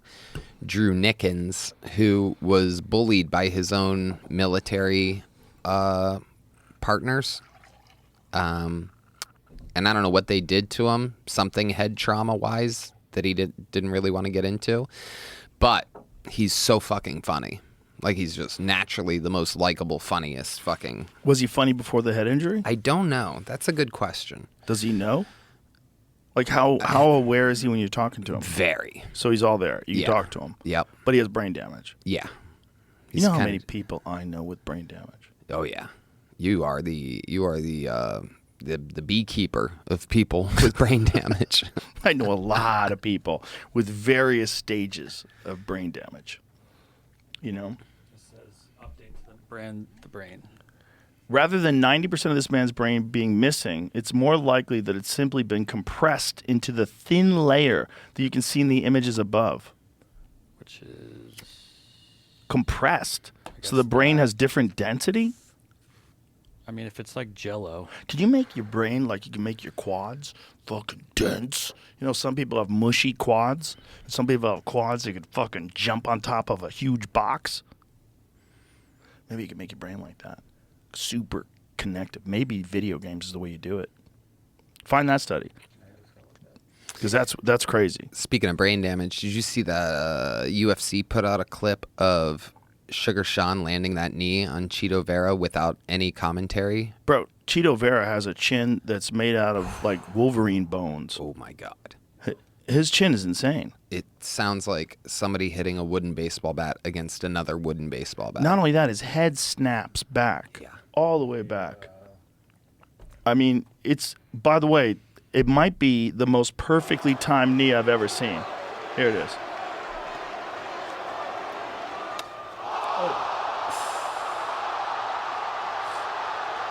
Bro, Sugar Sean is a fucking assassin. Oh, bro. That cat is an assassin. Sitting next to him the whole time before that roast, because that thing went on for 2 hours before I got up there, and there's nobody I would have rather have sat next to. Right, a guy who's calm under pressure. Exactly. Yeah. Exactly. And he turned to me at one point and goes, dude, I don't know what it is. It's like 20 minutes before our thing. Ron Burgundy was just up there killing, and we were like all kids laughing for a second. And he goes, dude, I don't know what's going on, man, but I'm nervous as fuck, and it's you going up there. He goes, are you nervous? And I'm such a cornball. I told him how I really felt, and I go, I'm probably exactly how you were right before the Cheeto fight right now. Like all the work I've ever done has come to this point. Yeah. And he goes, calm. I go, calm. Calm. Yeah. If you've done the work. Yeah. If you haven't done the work, it's anxiety. Oh, yeah. It's a rotten fear. Oof. Like, you got to really do the work if you're going to do something big, whatever it is. And I've done that before where I did the work, and it feels so much different because I've also done it where I kind of fucked off, and then you're like, ooh, I didn't do my best. The live aspect made it crazy. I mean, I'm looking at the 3 stairs that I had to go up. I'm like, I keep glancing at them, and they're at an angle. You know, it's not like, and they're not like that well lit. And they're kind of long and not that tall. So I knew I had to like look. I had to study them. The little things like that. Did you see what Andrew Schultz was saying about Kim Kardashian? That she was like completely disconnected. That she just sat up there like this. She sat straight the entire time, like was completely unaffected and completely disconnected, even when she was getting shit on. She kind of giggled along. I was watching her. Performative or real? I think kind of real. Think she was The whole thing was laughing? very robotic. She brought like 4 6s with her, which I thought was hilarious because like even at that level, even a super hot chick. You don't want to bring up some other super hot chick. Exactly. So she was just at a table of 6s, just this 10 with 6s, There you go. like a good poker hand. 4 6s and a 10. Have you ever watched that show, her show? No, not really. No. My wife watches it in the gym. And sometimes she gets in the gym before me. I have to watch this shit. It's amazing that it's a show. It's basically like, let's go get some gum. I went to this thing and I had a talk. You should fill your dreams and go for it. Okay. And then back in the limo, shiny LA. It's all like smash cuts to different scenes. Like the scenery of LA is kind of like half of the show. It's like, you know, like overhead views, the palm trees, the beach, you know, and then they're like, what are we doing for dinner? Yeah. Oh my God. But they look pretty. Yeah. They look pretty. Yeah, Ozempic's doing them all good. You think that's what it is? Oh, yeah. Everybody's on it now. Everybody that can be on it's on it. Brian Simpson had a real bad reaction to it. Yeah. Well, Brian Simpson's made of bread. You can't just inject Ozempic into bread and then expect the bread to just disappear. He was the one guy that did the carnivore diet with us and just like, I'm a little suspicious. Oh, yeah. Sneaky little devil. We were busting his suspicious. balls all the time. He'd have food delivered come up. He'd have food deliveries come up to the green room and he'd be like, God damn it. They put bread on this sandwich. Oh, well. And me and Derek and Hassan, the looks that we would give each other, the fucking holding in secret fucking laughs, nuclear capacity fucking laughter all the time. They're like, why'd you order it with the bread? He's like, because if you don't order it with the bread, they don't put all the things on there. There's no containment system. So I order it with the bread and take off the bread. Sure. Oh, yeah. He's Take just, that bread with you and eat it later. oh, yeah. Oh, yeah. Oh, man. It's part of the fun of Brian Simpson, though. Yeah. You know? And he gets these super breaded chicken wings. Oh, it's so fun. I don't know what it is with me and fat jokes. I just can't get enough of it. I just love it. It's always been my number one, like, roasting specialty. If anybody's ever big, oh my God, it's just, I don't know. Oh, with David Lucas, you have a never-ending supply. Oh, yeah. Depending upon what he's wearing. Yeah. It's amazing. Post Malone got him good because he went after Post Malone at the Forum in the arena, and he was wearing a camo shirt, and Post just fucking grabbed that microphone, put it right up to his mouth, and goes, "You're the only guy in camo that the people all the way in the back of the arena can see." You got a standing O on David Lucas. David Lucas got lit up in LA by the guests, which I love because it's like fun for me to step back and get to, like, you know, kind of root for these guys. Harland is a monster. Harlan is so silly. This snake on the table. This is his tapeworm that he pulled out of his pants at the end of the episode. He calls it Dimitri. He said he had a tapeworm. He got a tapeworm. Where did he say he was?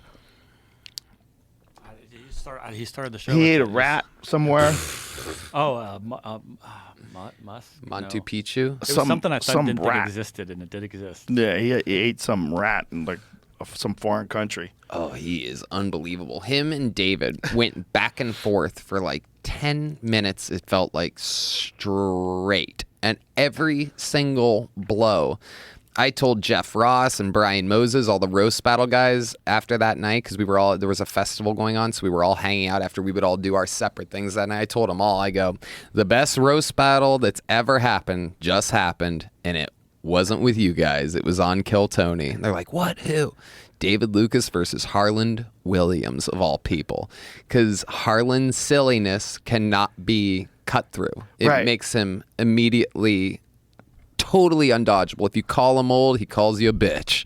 If you call him anything, he just rolls with it and jujitsus it into his own retort. It's indescribable. I wish I could remember more of the moments. But he's like, David's just reaching for anything. One part was just, you old ass bitch, because David's just getting beat, so he's getting piled on. So he's not even writing at this point. His brain is just on the defensive. He goes, you old ass bitch, because he knows Harlan just got him. And Harlan, without any hesitation, goes, you're my bitch tonight. And so for every punch, there's a counter punch. And it was magic. Unbelievable in the moment. You can't prep for it. You cannot write for it, or That's else the it comes thing out about- clunky and you're trying to recall. Right. And that pause, that hesitation that happens in roast battle that doesn't necessarily happen in a parking lot roast battle or on a Kill Tony with David and Harlan, just heavyweights going back and forth. Yeah. Those recalls aren't there. It's just flow state. Yeah. And it's magical. When he said that Post Malone looks like an unemployed crocodile hunter.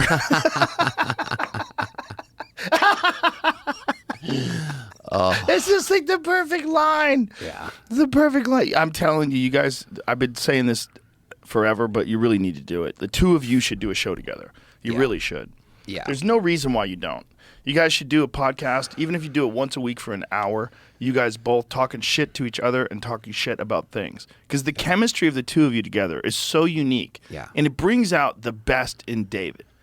It brings out the David that I want to see when he goes on stage. I want to see the same guy that is like in the heat of roast battle or heat of battling with you on Kill Tony. Bring that everywhere. Yeah. That same energy. We're working on some really fun things now, actually. What are you working on? There's a series that is actually in development right now that's cool, but I'm really excited about this movie idea that that he just had a big meeting about, where I'm a principal and he's a fat gym teacher, and there's a bunch of like they thems at the school, and then there's a school shooting and we have to protect the they thems and all this stuff, and there's just all these vessels and setups for everything. We can just do everything that we've ever done, but actually like implement it into a modern type of ridiculous comedy. So if you did that, where would you do it? Like, who would you do it with? Where Yeah, like you want to have the most amount of creative control over something like that. Right. If you're going to do it. And it's going to be hard. Yeah. It's going to be hard. It's going to be, maybe Netflix would do it. Yeah. Netflix would probably be the best place to do it. They'll probably take the most chances. Exactly. Especially after the roast, the Tom Brady roast, which was the most watched thing on Netflix ever. Yeah. Ever. And it's wild comedy, which is so good for comedy, man. That roast was so good for comedy. Huge. Absolutely huge. And it's just wild because everybody everybody wants that. And talk about, there was a lot of rewatching of that. People watched it and then they went and wanted to show their uncles or their dads or their whatever. They wanted to see their reactions to it. So it's being watched multiple times on top of the actual numbers that we know. Right. Yeah. It's, you can't share Netflix stuff like we were talking about earlier with YouTube, but you can rewatch it with people. How many people have Netflix accounts? Like, how many Netflix accounts are there? I think it's like Let's Google it. Let's take a guess. How many think? Worldwide, it's got to be like hundreds. I think it's 200 million about. Worldwide? Yeah. Let's find out. 269 million subscribers. And how much does it cost a month? It depends. There's a couple different. What's the high tiers. end? 19 now, I think. $20. And what's the low end? 4. I think it's like ad supported for $2.99. I mean, Oh, really? That's not a bad deal. let me see. Because you could just skip the ads. You only watch it for a couple seconds. You use them to pee. There's ad supported. There's standard with ads, standard and premium. Standard with ads is $6.99. Standard is $15.99. What's the Premium is difference between $22.99. standard and premium? Let's see, the number of devices you can watch at one time. Oh. Ultra HD is available on premium, and full HD is only on standard. You can download to a different number of devices with premium, Okay. and you can add an extra member who does not live with you. The download's big if you're on a plane. You need the download. Huge. I've never been on a plane that you can watch a movie on. Right. Never. Sometimes they have good Wi-Fi, and you could actually almost watch a YouTube video. Just every now and then it spins, and it comes back on. But most of the time, not. You know, they're not really ready for that yet. I wonder if that'll change with Starlink. You know, I wonder if they'll hook up Starlink to planes. Dude, we saw Starlink the other night. Have you seen it go over? Like have in the not. sky? I have not. Oh, it's the craziest fucking thing. People think it's a UFO. It's insane. It's like a bunch of stars. Well, like They get it in the Amazon now. But there was an article that I sent to. Oh, yeah, here we go. Remote Amazon tribe connects to Elon Musk Starlink internet, becomes hooked on porn and social media. Yeah, I shared this with Paul Rosalie. So there's a bunch of people that are like very concerned about this because they're seeing their kids like staring at phones now, and they're also seeing kids that want to leave the tribe and go out into the regular world. When it arrived, everyone was happy. Whoa, say that name. Sinema Maruba, 73, told the New York Times. But now things have gotten worse. Young people have gotten lazy because of the internet, she explained. They're learning the ways of the white people. Ooh. Wow, Damn. that's crazy. They just call us lazy, dude? Yes, Damn. the white people. Well, you know, there's a lot of us that are lazy. What does it say? Remote tribe in Brazil become bitterly divided 9 months after gaining access to satellite internet. Wow. 2,000 people. I guess it's here, like in the middle. Wow, right below Peru. Yeah. I want to know. I don't know how I feel about that. I want to know what kind of porn they're watching. Everything. Yeah. They probably can't believe it. Yeah. These white ladies and fake lips just sucking dicks. Yeah. Initially, the internet was heralded as a positive for the remote tribe, who were able to quickly contact authorities for help with emergencies, including potentially deadly snake bites. It's already saved lives. Enroque Maruba, all Maruba use the same last name. Oh, wow. They're all like the same people. How do you know if you're having sex with your cousin then? If they have the same last name. They're probably But they all have the same last They're name. probably cousins. The whole thing has the same last name. There's 2,000 people. The odd, like, you know that North Sentinel Island, like that, the story about that guy who was the missionary who went there and got killed. There's only 39 people there, so they're all related to each other. Damn. So at this point, they might not even be able to go help those people. Like, imagine if you just stepped in and say, hey, we're going to establish schools and clinics, and, like, who knows what's going on with them. 60,000 years of people living on one island, and there's only 39 of them left. And you can't go there. They'll kill you. Yeah. They'll fucking kill you the moment you get off your boat. They tried to kill a bunch of people. There was a bunch of people that had abandoned a boat that ran ashore. They got rescued, and as they were getting rescued, the North Sentinel people were headed on boats to them to kill them. Oh, God. Frightening. Imagine if they're, like, mentally challenged. Right. Right? We don't know. We really don't know. No one's interviewing them. Like, what are they like? If you know, have you ever seen that show, Soft White Underbelly? No. It's a great show on YouTube. I had the guy on who's the host of it. And one of the things that he's done is document this family in West Virginia that's like severely inbred. Severely. Like the man, the older man, all he does is bark. He doesn't talk, he just barks. Have you seen you have to see this. You have to see this. I think we'll have to edit it out, right? Well, I don't know. We'll see if we get a strike. But go to visit Soft White Underbelly on YouTube. It's not just that. He interviews all kinds of crazy people from all walks of life. It's a very interesting show. So these people are the Whitakers in West Virginia. Oh. Odd West I'm gonna Virginia. love this. Oh yeah. Listen to this. Listen to this though. Listen. That's the guy. They're all inbred. Look, all of them. Look at her. So what are your names? Ray, Timmy. I'm sorry. Who's this? His name's Ray. Ray. I remember Ray. I photographed you, Ray. Do you remember? Years ago. He And barks. your name is Lorraine. Lorraine and Timmy. Yeah. Now you guys grew up here in Odd, West Virginia. How many years have you lived here? All my life. You're you guys. I mean, did you go to school? You did. Some of your brothers and sisters probably didn't go to school, or how much schooling did they get? They didn't wish school long, but he graduated. You graduated from what?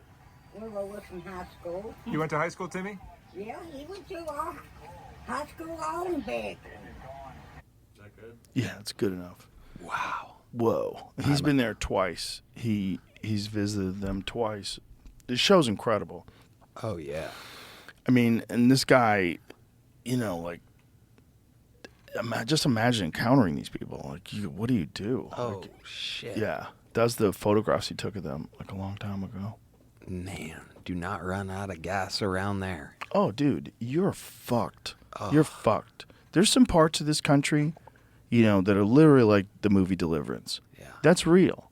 Yeah. Like, you go through the Appalachians, you take a wrong turn, run out of gas, start walking for help, it gets dark out. Man. And you literally see a flaming cross. Jesus. Fuck. You stumble upon a KKK meeting. Maybe you got a Spanish last name. So you got to throw your driver's license in the woods. It's in the middle too, like right Oh, boy. next to Bar in West Virginia. Oh, my God, dude. There ain't shit out there. Oh my God.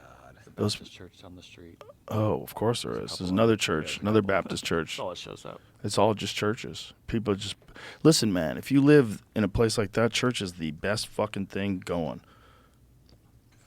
You know, Yeah. I think church for a lot of people is like the green room for us. It's a place you go to see the community, you recharge, you love everybody, yeah, and then you decide you're going to be a good person. Yeah. Yeah. You know, Yeah. you're going to try to do your best. You're going to try to make a bunch of people laugh. You're going to try to become a good Christian. Yeah. I was rewatching There Will Be Blood recently. Those church scenes, I mean, fucking unbelievable. That movie's insane. Oh, it's so good. That's all Bakersfield. That's all that area of the Tehachapi's. Yeah, they were filming that when they were filming No Country for Old Men. Really? At the exact same time. And No Country for Old Men had to stop shooting one day because the black smoke from There Will Be Blood was messing up their background. Wow. Isn't that crazy? That's crazy. Two of the last great non-Tarantino movies. Yeah. And they were filmed at the same time, came out at the same time, up for the same awards. bangers. Bangers. Did one of them not win movie of the year? Because that's crazy. But one of them had to not win. It's weird that they I all know, but isn't clank that up nuts? against each other. Isn't that nuts? Yeah. I don't like the Academy. Excuse me. I don't like the Academy Awards. Right. No, me neither. Doesn't make I sense. don't like awards for art. I think it distorts the whole thing. I mean, on one hand, it gives the films a lot of recognition and it helps people do other cool projects and it helps more great movies get made. And you get to showcase great actors and they get rewarded, so people want to become a great actor so they can get an award. But at the end of the day, man, like the number one movie is like, why? Right. Why? Yeah. So just say what you love, Right. why you loved it, what's Right. great about it. Is the way we, but unless we have we're so competitive, we want a contest. Totally. And it doesn't make sense because it's like, oh, Forrest Gump's an Academy Award-winning movie, and Pulp Fiction and Shawshank Redemption are not. Only because they coincidentally came out in the same year. Crazy. If it went 92, 93, 94, Right. they would all be winners without a Right. doubt. Maybe. There's a lot of bangers in the early 90s. Yeah, that's true. You can get away 92 with a had lot more. Goodfellas too. You could get away with a lot more back then. You could do more stuff. Well, I mean, they were fucking creative. They weren't scared. Yeah. The network notes kill things nowadays. Well, it's not just the network notes. It's like all the executives and all the people behind the scenes. They're all like captured by this ideology. And they're real careful about how they do things and what they do. It's like they get really scared. The executives fuck it up. Yeah. We have someone that told me that Many Saints of Newark from David Chase was supposed to be quite different. I'm sure. And it came from the top and notes for David Chase, who is a monster. I Yeah. mean, I probably brought this up here before, but I still, to this day, and I laughed about it to myself just a couple nights ago, there I am, glancing through. I blasted through the new season of The Jinx, which is fucking unbelievable on HBO. One of my favorite murder documentaries ever with the crazy-ass Robert Durst. And then there I am, just, yep, nothing. Here we go. Rewatching The Sopranos for the 5,000th time. And it's every fucking time better than the last. It's unbelievable. There's so many things that I still am like, oh my God, I never noticed that. Well, it's also one of those shows that, you know, so many things happen, you can go back and watch it again. And the acting's absolutely insane. Gandolfini in his prime, Lorraine Bracco in her prime, Yeah. Edie Falco, it steals it Yeah. somehow. Yeah. The mom steals it. There's times where she can But Edie Falco's not the mom. She's Soprano's wife. Yeah, that's There that's was the what I mom. meant. Remember Yeah, the mom I'm talking that about died? the kid's mom. Remember Yeah, the mom died and they replaced her with CGI and it looked really fake. yeah, that part's crazy. That's the episode that I watched the other night. I was just They should have coincidentally never on did that. season 3, episode 1 or 2, I think. They yeah. should redo that like they redid Star Wars. Yeah, You know, you know Yeah. how they redid like Yoda? They made Yoda CGI, Yeah. which they fucked it up. Yeah. But they should do that with the mom. it wasn't that bad. It was bad. It's Dude, not. It was, Look, it's not that it looked terrible. So fake. It just looks fake compared to them. There was something about her head moved weird. It's coming up. There's a part where she reacts. Because that looked- part. That part. Yeah. Fucking nothing. Now look here. I don't like that kind of talk. Like her head's not moving. Yeah. Yeah, that's what it is. Her head's frozen. It didn't look as fake as I remembered. Right. It's like a deep fake back then. That was as good as it gets. That probably cost $1 million to do. Yeah. Who knows what that cost? Yeah. But why did they do that? Why didn't they just have her? We found out she's dead. Why don't they Because just get a phone call? because they had to put one last bit of closure on it right there. They find out that she never filled out the books that Carmela, his wife, got her for the kids because she felt guilty or she felt like no one will read my book. So it's one last her unloading her guilt. She dies that episode. She dies right after that. He goes out, smokes a cigar by the pool, comes in. The kids and his wife are there. And he's like, what's going on? Your mom passed away. And so then, oh God. And I mean, it's just crazy how this series changed everything. It still Changed doesn't get TV. totally changed TV. Yeah. Game of Thrones, Breaking Bad, Yep. Fargo, Yep. all these great series that came after it would not have happened if it wasn't for David Chase and The Sopranos. I agree. Yeah, it changed what was possible because it became an enormous movie. Instead of it being a show where they wrap up the story each week, everything ties into the next episode. You're glued to your seat. You can't wait for Sunday, like Yep. whenever it was. Yeah. You're like, was it Sunday? Yeah. You're like, when is Sunday coming around? Oh my God. I mean, it was the first show that people were just absolutely riveted and addicted to. And it was about a guy who was a murderer. Yep. And somehow or another, you're rooting for the murderer. Yep. He was mean. Yeah. He killed his friend. Like, there's a lot of crazy shit, and he's still the good guy. Kills his own cousins. Yeah. Two of the main characters, Steve Buscemi and Michael Imperioli. Yeah. Spoiler alert. Well, I mean, yeah. The Christopher Moltisanti murder was the craziest one.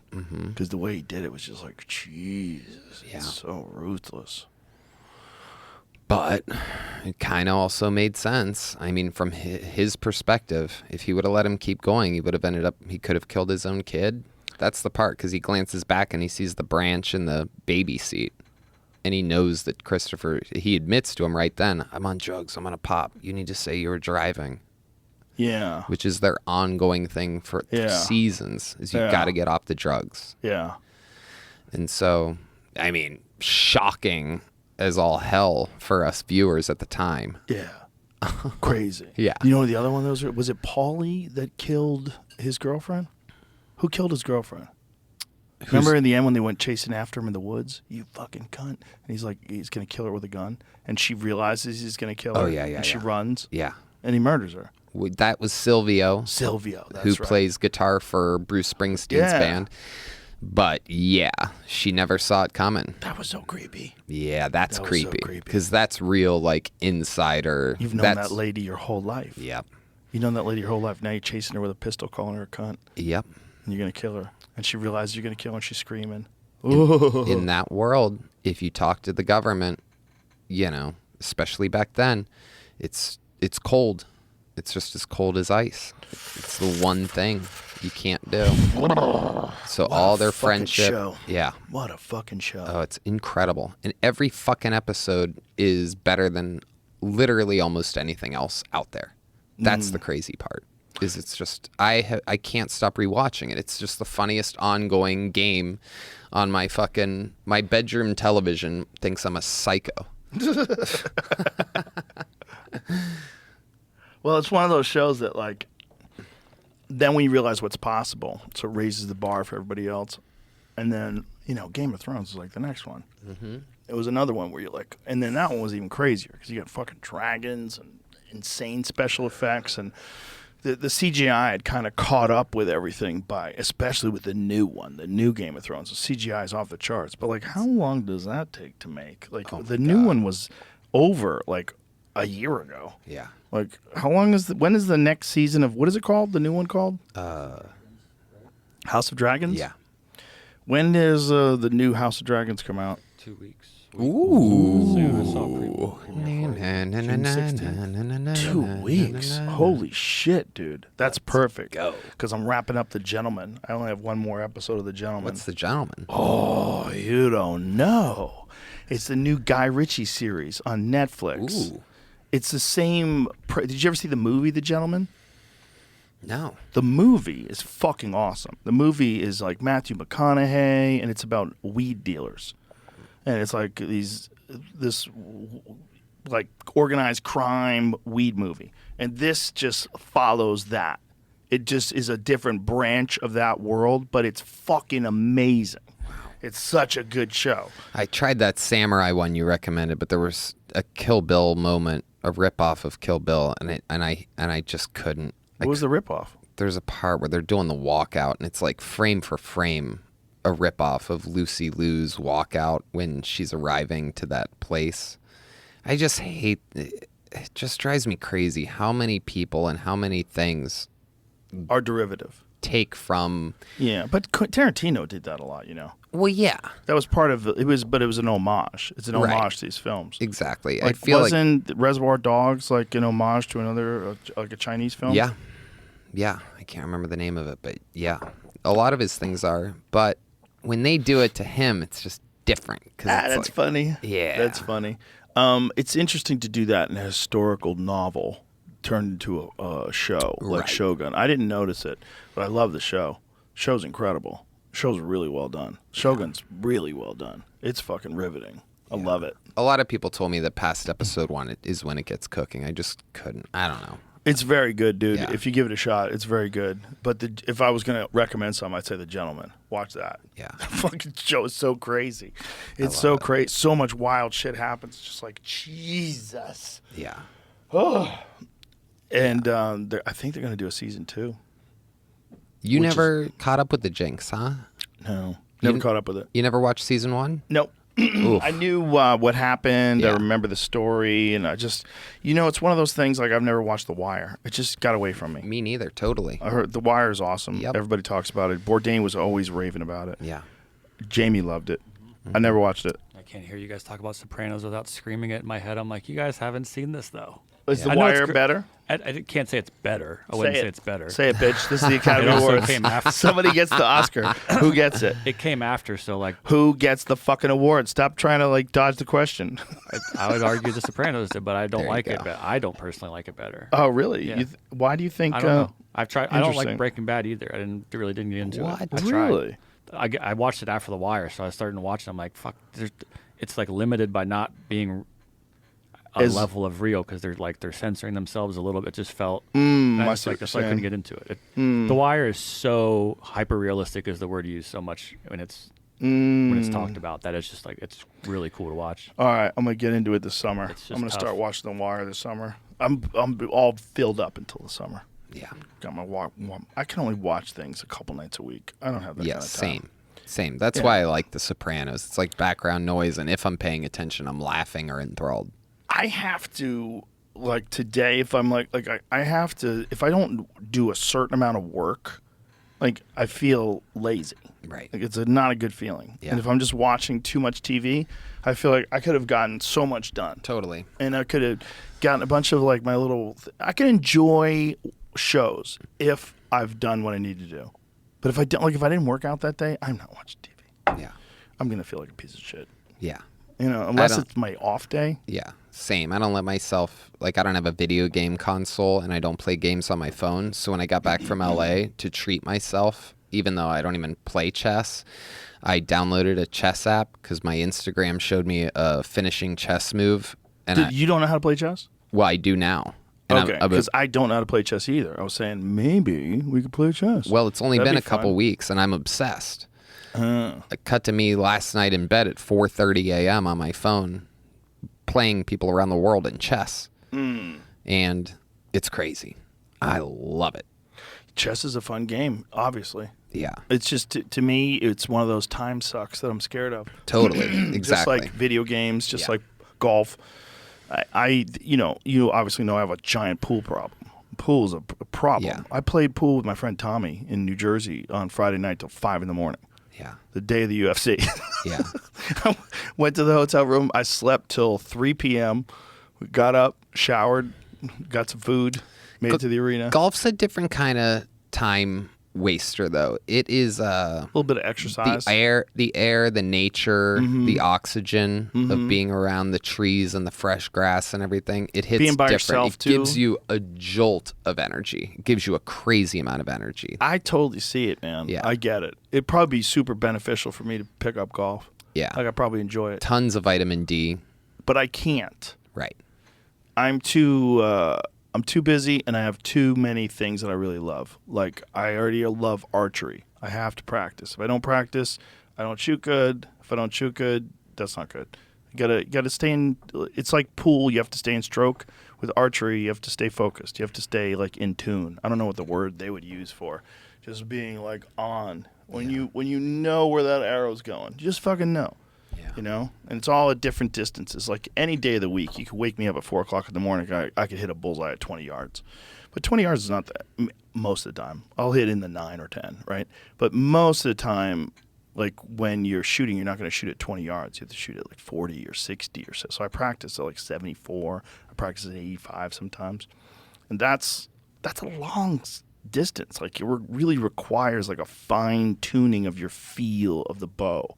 Like as you're drawing back and you're centering your pin, there's this Zen state where all you can think about is the movement of the arrow. All you can think about is the correct technique. All you can think about is like how you want that arrow to just sink right into that target perfectly. The perfect time to release, right when the pin is settled over the spot where you want to hit, and the arrow just goes, and you watch it. And it's magical. It's like it cleans your mind. It's like it hoses off all of life's bullshit because it requires everything of you in that one moment. Yeah. And I think if you could find anything like that, whatever the fuck it is, whether it's yoga or whatever it is, golf, you find a thing where when you're doing it, it requires all of your concentration. I think that's like a good flush out of the system. And I think people who don't have that have a lot of fucking anxiety. And I think lots, your brain never gets cleaned out. Like you need a thing that's almost like people do it through meditation. They do it through a lot of different ways, but it's like there's a way you're focusing only on one thing that's like super beneficial for some reason. Yeah, no doubt about it. I went and had to do the hot yoga fucking spaghetti and Wagyu meatballs flush the other day. You did yoga after you had it? Well, not right after. Oh. No, but the night next day. before. The next day I had hot yoga after eating the spaghetti the night before, yeah. I ate so much with Joey Friday night, I had to force myself to eat Saturday before the fights. Yeah. I was like, I don't want to eat anything. I took a shit that would astonish people. It would astonish you that was all in your body. Like, that was all in there? It was astonishing. The volume. It's like, where'd it go? Where was that? Yeah. How did all that come out of me? But then I thought about how much I ate. I ate an enormous amount of food. Yeah. They just kept bringing us food, too. They were like, the chef sent this over. Like, oh. Oh, my God. Oh. The best.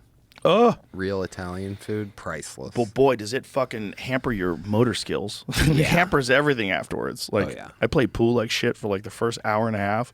Yeah. Just couldn't get going. Yeah. It was just like, ugh. I was just like, my stomach literally hurt from being stretched out. It was like, it was hurting. My God. I'll do it again. Yeah. I'll do it again tomorrow. It's like, I think once a month, that's not bad. Right. If you enjoy yourself once a month, have a glass of wine, have some spaghetti. The next day I had linguine with clams too. Ooh. Damn. So good. Yeah. Yeah. One of Not my good for you. favorite things. Not good for you. But damn. But there's a lot of things in life like that. Like, I think if you just live your whole life only eating super healthy and never doing anything, like, okay. But you definitely missed out on some stuff. Like, you missed out on some amazing meals. Like, you're not going to get all of those flavors all tied together in something that is not going to give you a little autoimmune flare-up. Yeah. It's like, I think it's a thing that you experience, and you pay a cost. The cost for experiencing a delicious pasta meal is you go into a coma. Right. That's the cost. Yeah.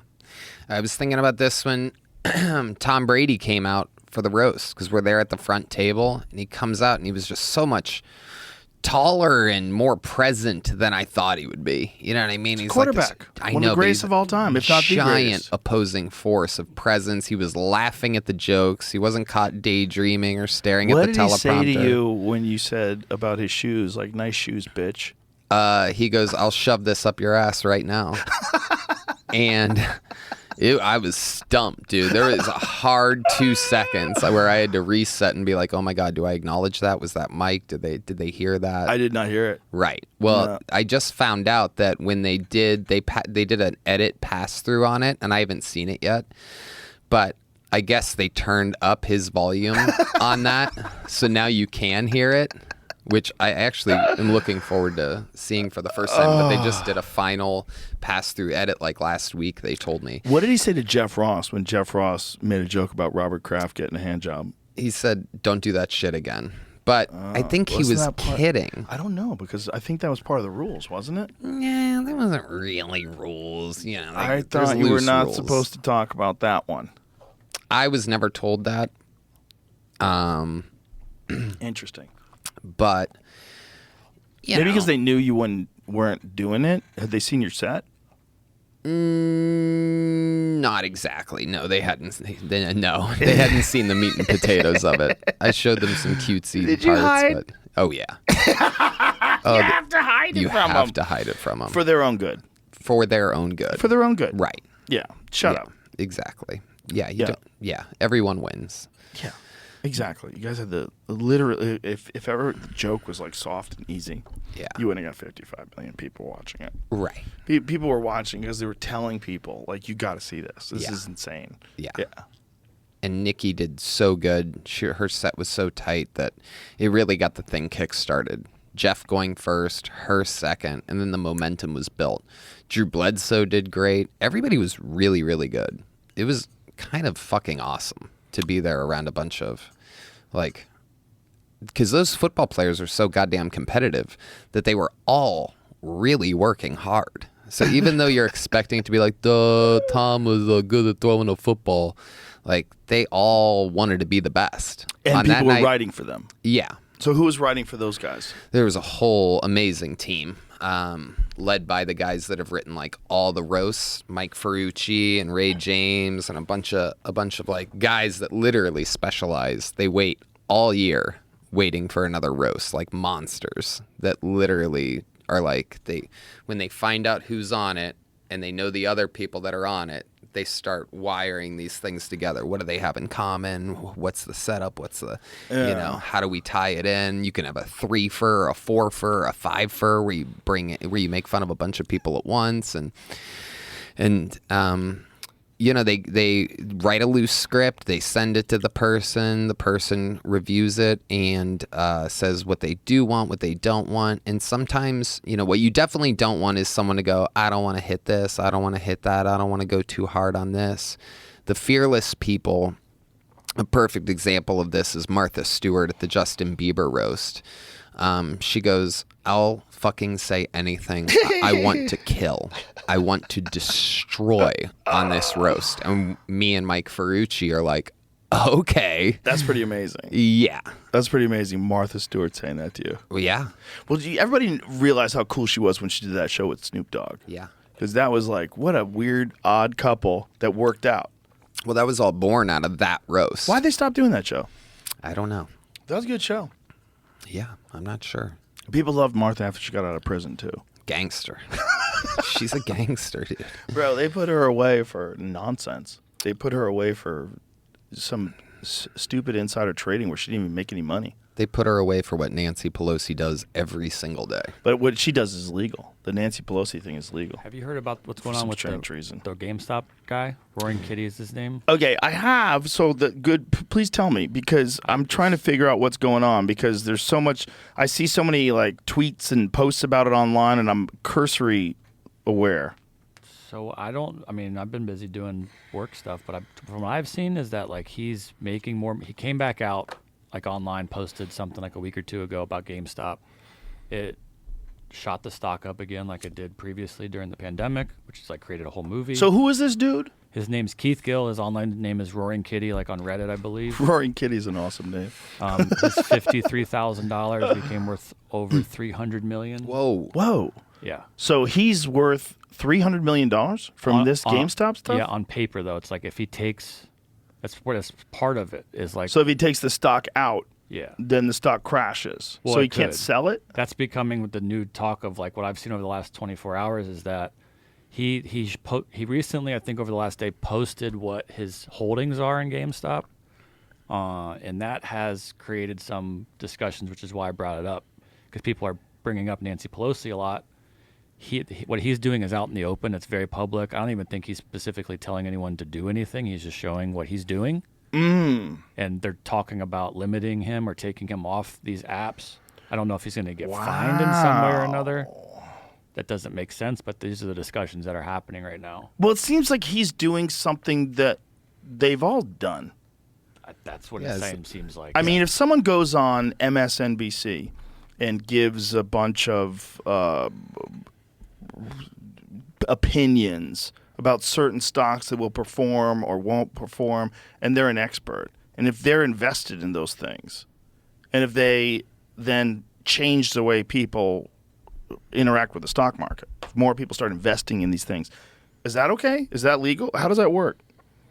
Like what's his name, Jim Cramer? Yeah. If that guy goes and rants about a stock, being like, you should buy this, does he do that?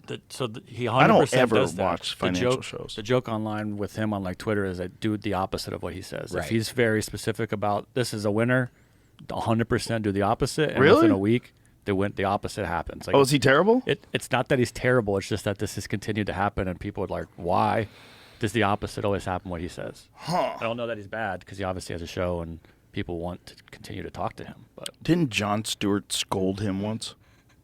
I think Jon Stewart had him on The Daily Show and gave him a scolding about something. Is that true? I don't know. I think it was after like the 2008 financial crisis or something. Not sure. I'm remembering something like that. Jon Stewart's back. Is he doing the Daily Show? Does it like once a week. There was a conflict with them, it says. Yeah. 2009. Yeah, it was right after the financial crash. Yeah. Chicago trade, something horrible. Yeah. Oh, in response to CNBC commentator Rick Santelli, who had recently said on the floor of the Chicago Board of Trade that homeowners facing foreclosure were losers. Whoa. Santelli had been set to appear on the show, but CNBC canceled Santelli's appearance. Stewart, along with Daily Show executives, claimed the CNBC montage was not retaliatory and that they planned to show it before the cancellation was announced. Subsequent media coverage exchanges between Kramer, who had been featured heavily in the original segment, and Stewart led to a highly anticipated face-to-face confrontation on Stewart's show. The episode received a large amount of media hype and became the second most viewed episode of The Daily Show, trailing only the 2009 Inauguration Day episode. It had 2.3 million total viewers. The next day, Daily Show, what does it say? What was the exchange? What was it about? Oh, your money is safe in Bear Stearns, followed by a Daily Show segment that the global investment bank went under 6 days later. Wow. If I'd only followed CNBC's advice, I'd have $1 million today, Stewart said during the piece, provided I started with $100 million. Whoa. So, yeah, see, I guess he's been wrong since back then. So is it because he doesn't know what he's talking about, or is it because the market is like really difficult to predict? No, I bet he's part of I bet he's part of the machine. I bet he gets, he's out there telling people what to invest in, and these other people, there's got to be a massive conflict there. Well, if that's the conflict, like imagine someone at Bear Stearns said, it'd be nice if you went out there and said, your money's safe with Bear Stearns. You think you'd do that for us, Jim? I'm not saying that he did that. Of course, that would be like probably illegal, right? Wouldn't it Yeah, be? of course. I bet that guy meets in the park. Yeah. No phones, meet in the park. Yep. Let's go for a walk. Let's go for a walk describe how we're going to make money. Oh, yeah. Make that money. Because if you're a guy and you're tweeting about how much you love GameStop and about you're so bullish on GameStop that you've just invested $100,000 in GameStop and everybody reads that and they go, oh, I'm going to buy GameStop too. And then your $100,000 in GameStop goes up in value. Is that illegal? But I don't think they prepared for this world. Like, I think these nerds online with this whole GameStop thing, they've kind of flipped the tray over. Mm-hmm. It's like, fuck your game. Right. We'll play it this way. That's what happened during it. I remember Robinhood stopped people's ability to trade, and everyone was like, "What the? How can you even do that?" Yeah. Well, so is it because it's it's legal? It's a legal manipulation that everyone Honestly, didn't see coming. I've read people talking about this. You gotta since pee? It's happened. Go pee, Tony Hinchcliffe. Okay. You've heard people talk about it Since it happened, and I've not heard a consensus good answer. I don't know that they've gone digging through this in Congress or not yet, but That's so weird. because they're talking about so much other stuff, Right, but it's so weird that there's like certain loopholes that don't get patched up like really quick, especially like a loophole in regards to like the financial markets. Like that no one saw that you could take a stock that's not that valuable and make it super crazy valuable. He's got something I saw was a speculation was saying he's got holdings, I think, on Morgan Stanley. He's got call options, which I can barely even understand enough to explain to you. But he's betting on the price of the stock to go up. If he exercises those call options at a certain number, I think it was, he'd be worth more than I think Morgan Stanley is. So like, could they even pay him? Huh. How bizarre. And like, where does that money, I don't know. The whole thing is so difficult to understand. Like the whole stock market thing, like when Bernie Sanders was explaining that how much you could make just from all these speculation trades that they do, you take like a fraction of a penny from each trade and it'd be worth like $1 trillion. And I was like, what? Yeah, I was talking to a banker asking him, they're like, you, as a normal person, I guess that's not what she said, but like, as a normal consumer, you would probably hold a stock. You'd buy a stock and you hold it forever until you decide to sell it one day. They're buying and selling it 7 to 12 times a day based off of whatever. And they're just making little margins here and there, and it's stacking up. And they're doing it in such large numbers that, and they're probably doing it with algorithms, right?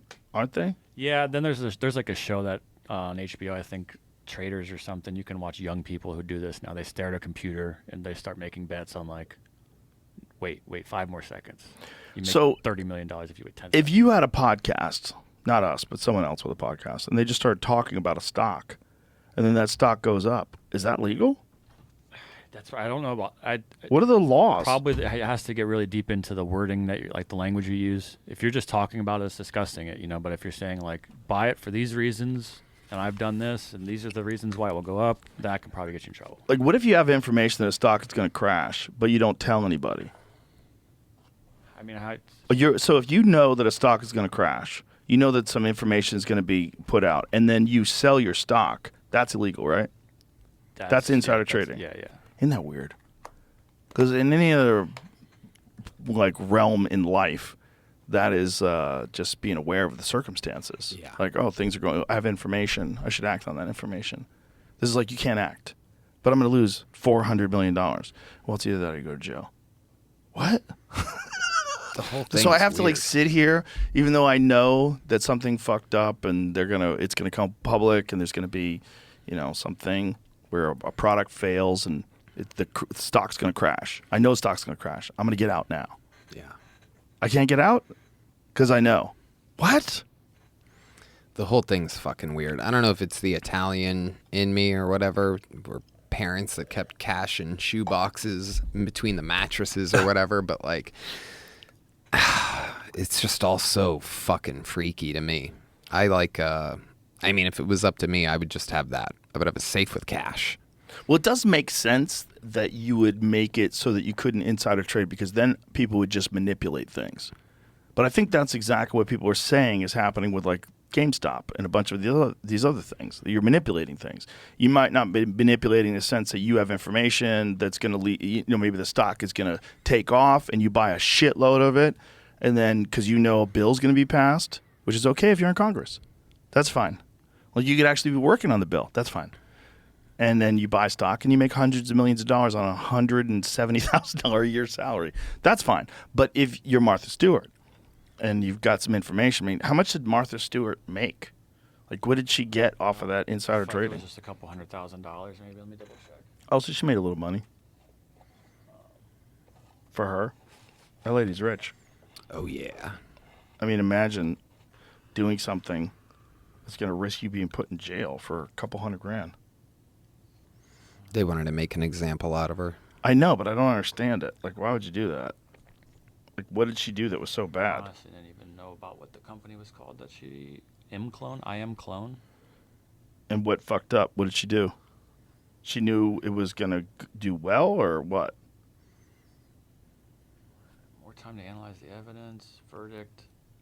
Want to put the article up so we can look Well, at I'm it? looking at the wiki. I'm digging through the wiki to find okay. information really quickly because it's like tying her information in with the full story and other people's stuff, and saying what some people did and some didn't. Indictment and artwork. So that doesn't seem like it's her. One of my favorite videos There you ever. go. $45,000 in losses she avoided. Oh, she avoided 40. That's it. $45,000. Yeah. Wow. Wow. She probably makes that in an hour. Wow. By selling when she did.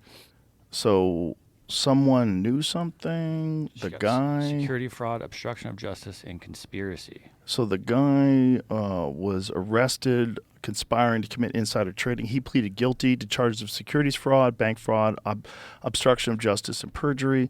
He pleaded guilty to charges of conspiracy, wire fraud. Where does she come in? She So called him. She called She had him a standing order with Bunkvik to sell her shares if former broker. Clone fell below 60. She then resigned from her company after that. Oh, wow. Same day she was indicted. Wow. But remained on the company's board. Interesting. She said, I want you to know that I'm innocent. I will fight to clear my name. The government's attempt to criminalize these actions makes no sense to me. I'm confident I'll be exonerated of these baseless charges. Interesting. She pissed somebody off. Yeah. Something happened. Something. It Yeah. just doesn't make sense. Yeah. I guess maybe it's also to discourage people from doing that. Like you'd get a high-profile celebrity. Right. But it's just weird that you can do it in Congress. It's weird that there's some sort of manipulation of the market that's okay, that's legal, including propaganda. You know, I mean, think about that. Like, if you have propaganda on a news network that gets people to try Ozempic or something else, that if they're paying for that and that boosts up their profits, like, what's that? What is that? If that jacks your stock up, if that jacks your profits up, like, what is that? And are you in trouble if you didn't tell the truth? Like, what if you knew something contrary to what you were telling people to say because you were sponsoring them and you didn't tell them?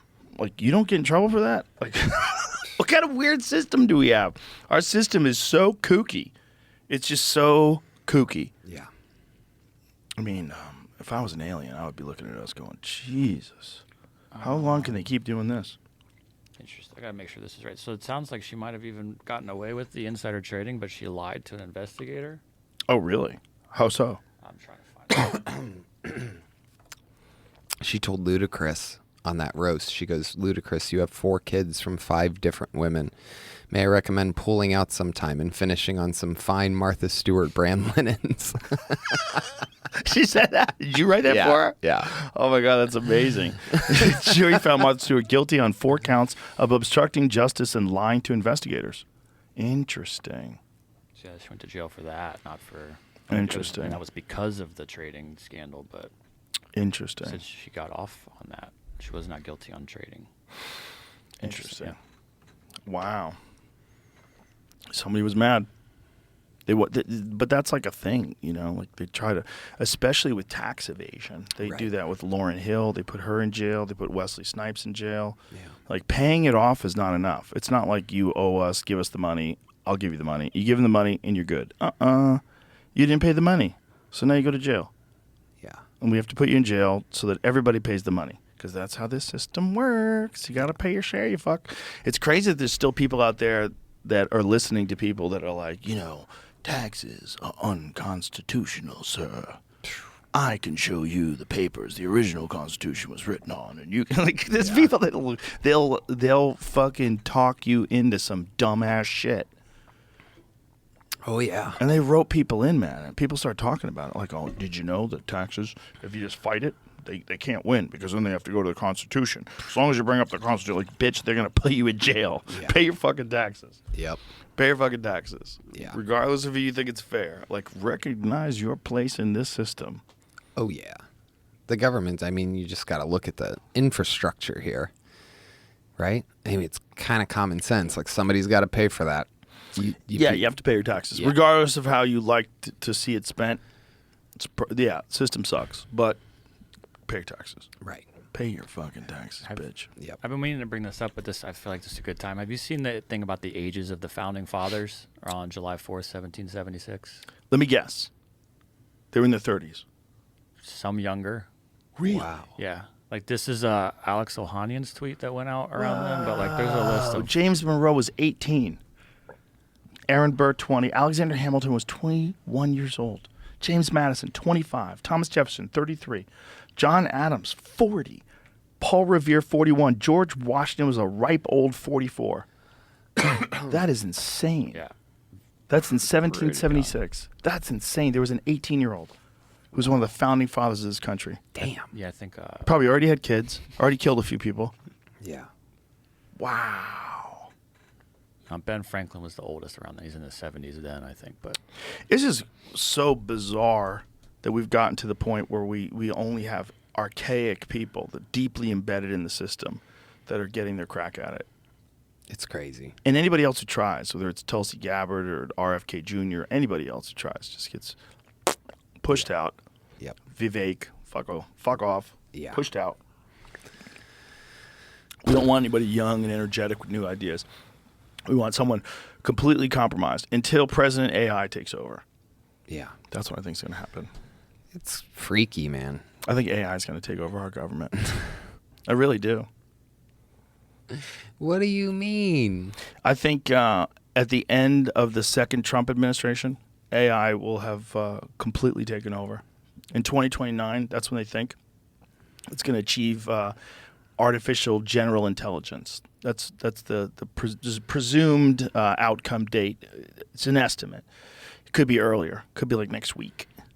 But one day, it's going to be like a thing, like a living, thinking, intelligent being that's just not made out of tissue. It's not made out of cells and blood. It's going to be made out of electronics. You think those people in power would let that I don't happen? think I think they're dumb. And I think just like they let the internet happen, they're going to let this happen too. It's the same thing.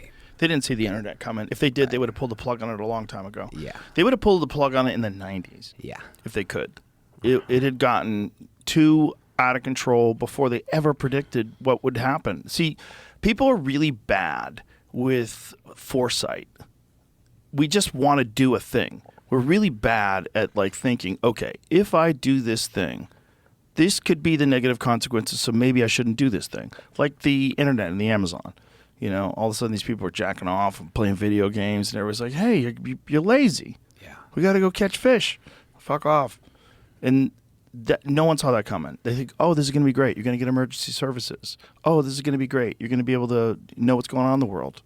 No, you're going to do what everybody else does. You're going to whack off and watch YouTube videos and scroll through TikTok. And people are just sitting there charging their phone in the Amazon, scrolling through things while they're surrounded by, birds and monkeys and jaguars. And like, yeah, this is what you're doing? You're doing this now? Sloths, there's like life everywhere. And you're just staring at a phone, flipping through things. Probably watching videos of the Amazon. Oh, I know that place. We don't think about what's going to happen. We just think about what we're doing. And I think when they released the internet, everybody was like, this is amazing. I can send my mom an email. Hello, Mom. This is my first email. Remember AOL? It sent it like a whoop. Wow. Yeah, you've got mail. Oh, I got mail. It was exciting. We had no idea that it was going to overcome 6 hours of your day. You're spending 6 hours a day staring at a device. Yeah. That's literally made by slaves. The minerals are sourced by what's essentially slave labor and the poorest people of the world. And we're using that to fuel this device that we're all staring at. We didn't see that coming.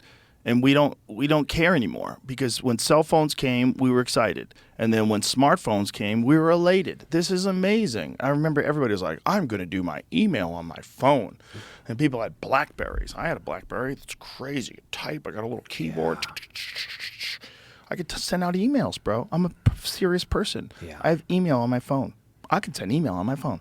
And nobody thought that was going to lead to TikTok. Nobody thought that was going to lead to Instagram Reels and people arguing on Twitter all day long. And nobody thought any of the crazy narcissism and the filters and the effect that it's going to have on people's self-worth, their opinion of themselves, the way young kids are like looking at the world, and then influencers. Now there's a whole giant group of people that just be famous for famous.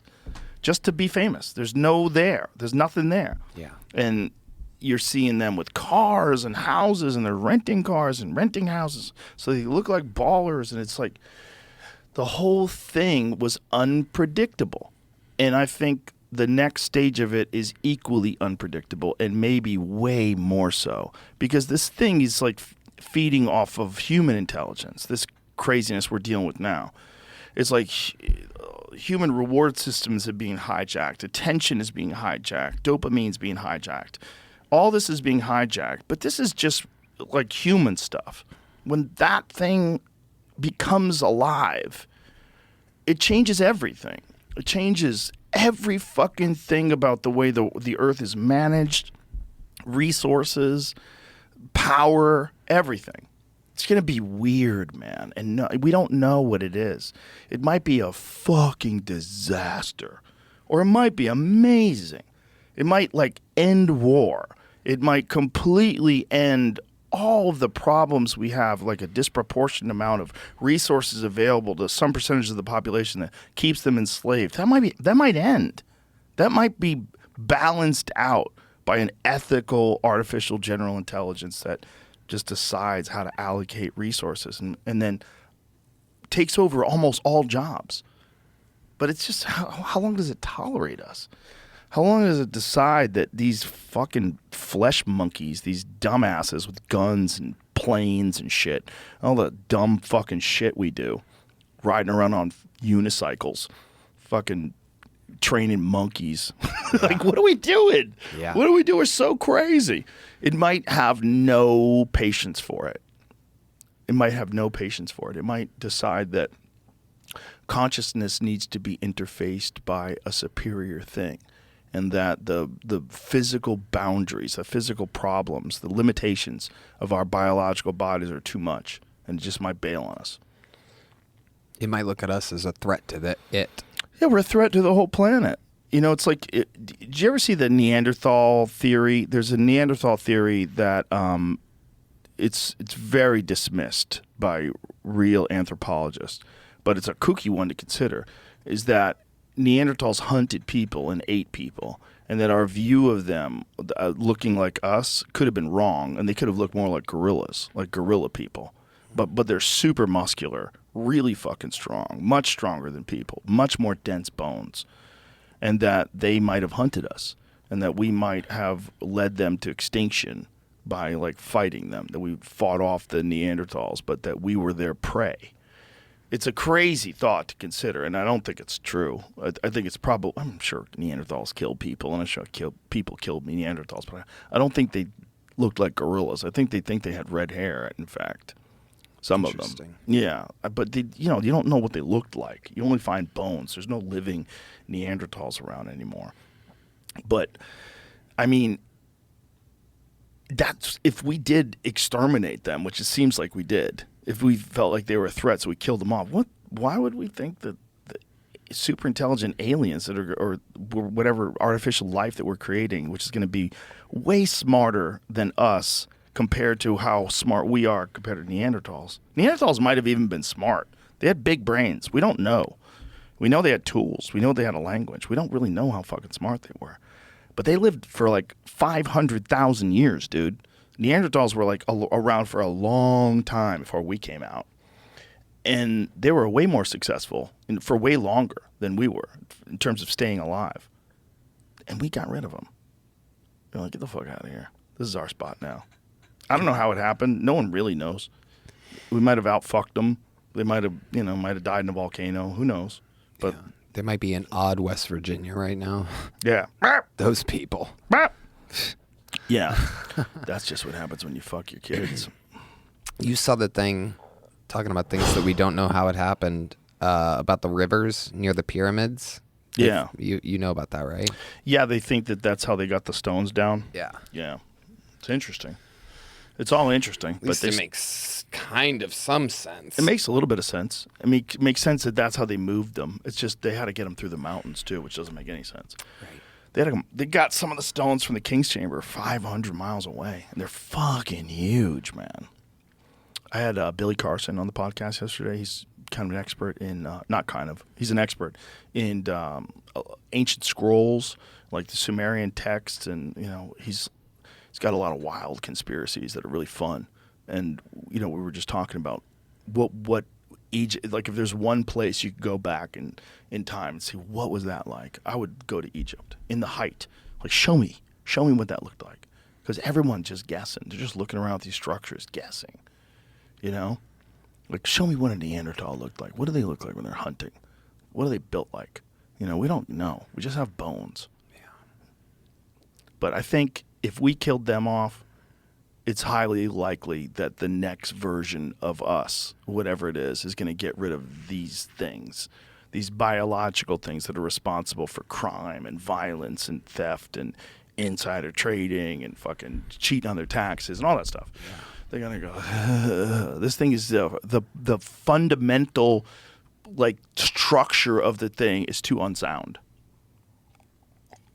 The thing that creates pro football players and stand-up comedians and boxers and rock stars and like chaos. Yeah. And it's not going to have any time for that nonsense. It's going to be communicating with other even more intelligent life forms from further away. God damn. Yeah, 5 years. 5 years. I think we have 5 years of fun.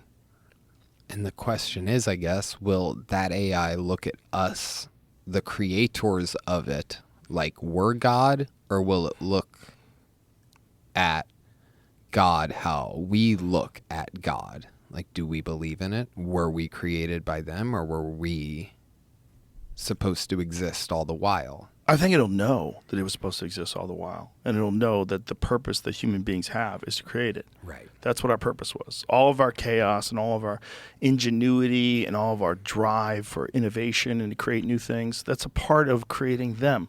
Like, we have to have a desire to create things in order to create artificial life. If we were all just happy, just living and just working on a farm and just eating and sleeping and having kids and then dying, and then the next generation does it all over again. If we were happy doing that, it would never be born.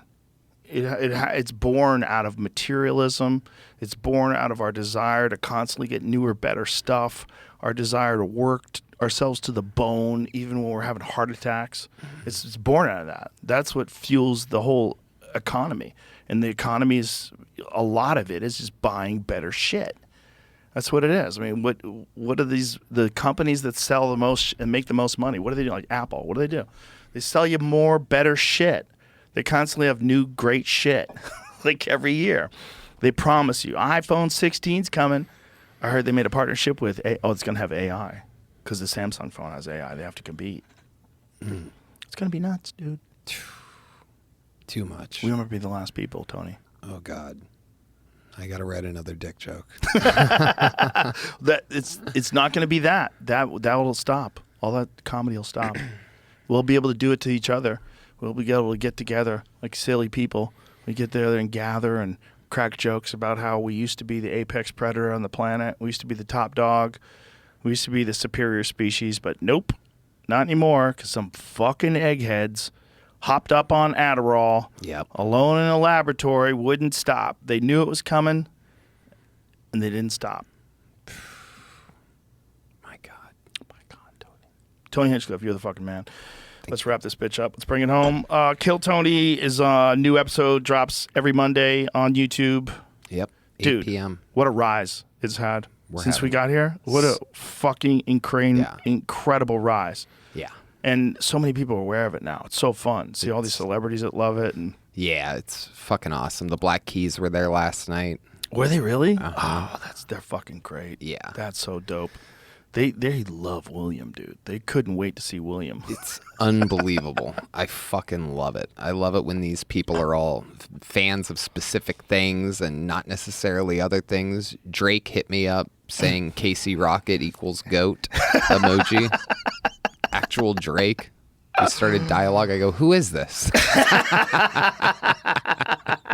It's unreal. Right, you don't feel it's real, right? It's crazy. Well, that's a fun thing, watching people crest into stardom, like bust through, to see how they handle it, Yeah. It's unbelievable. The whole fucking... Bert Kreischer's a cautionary tale.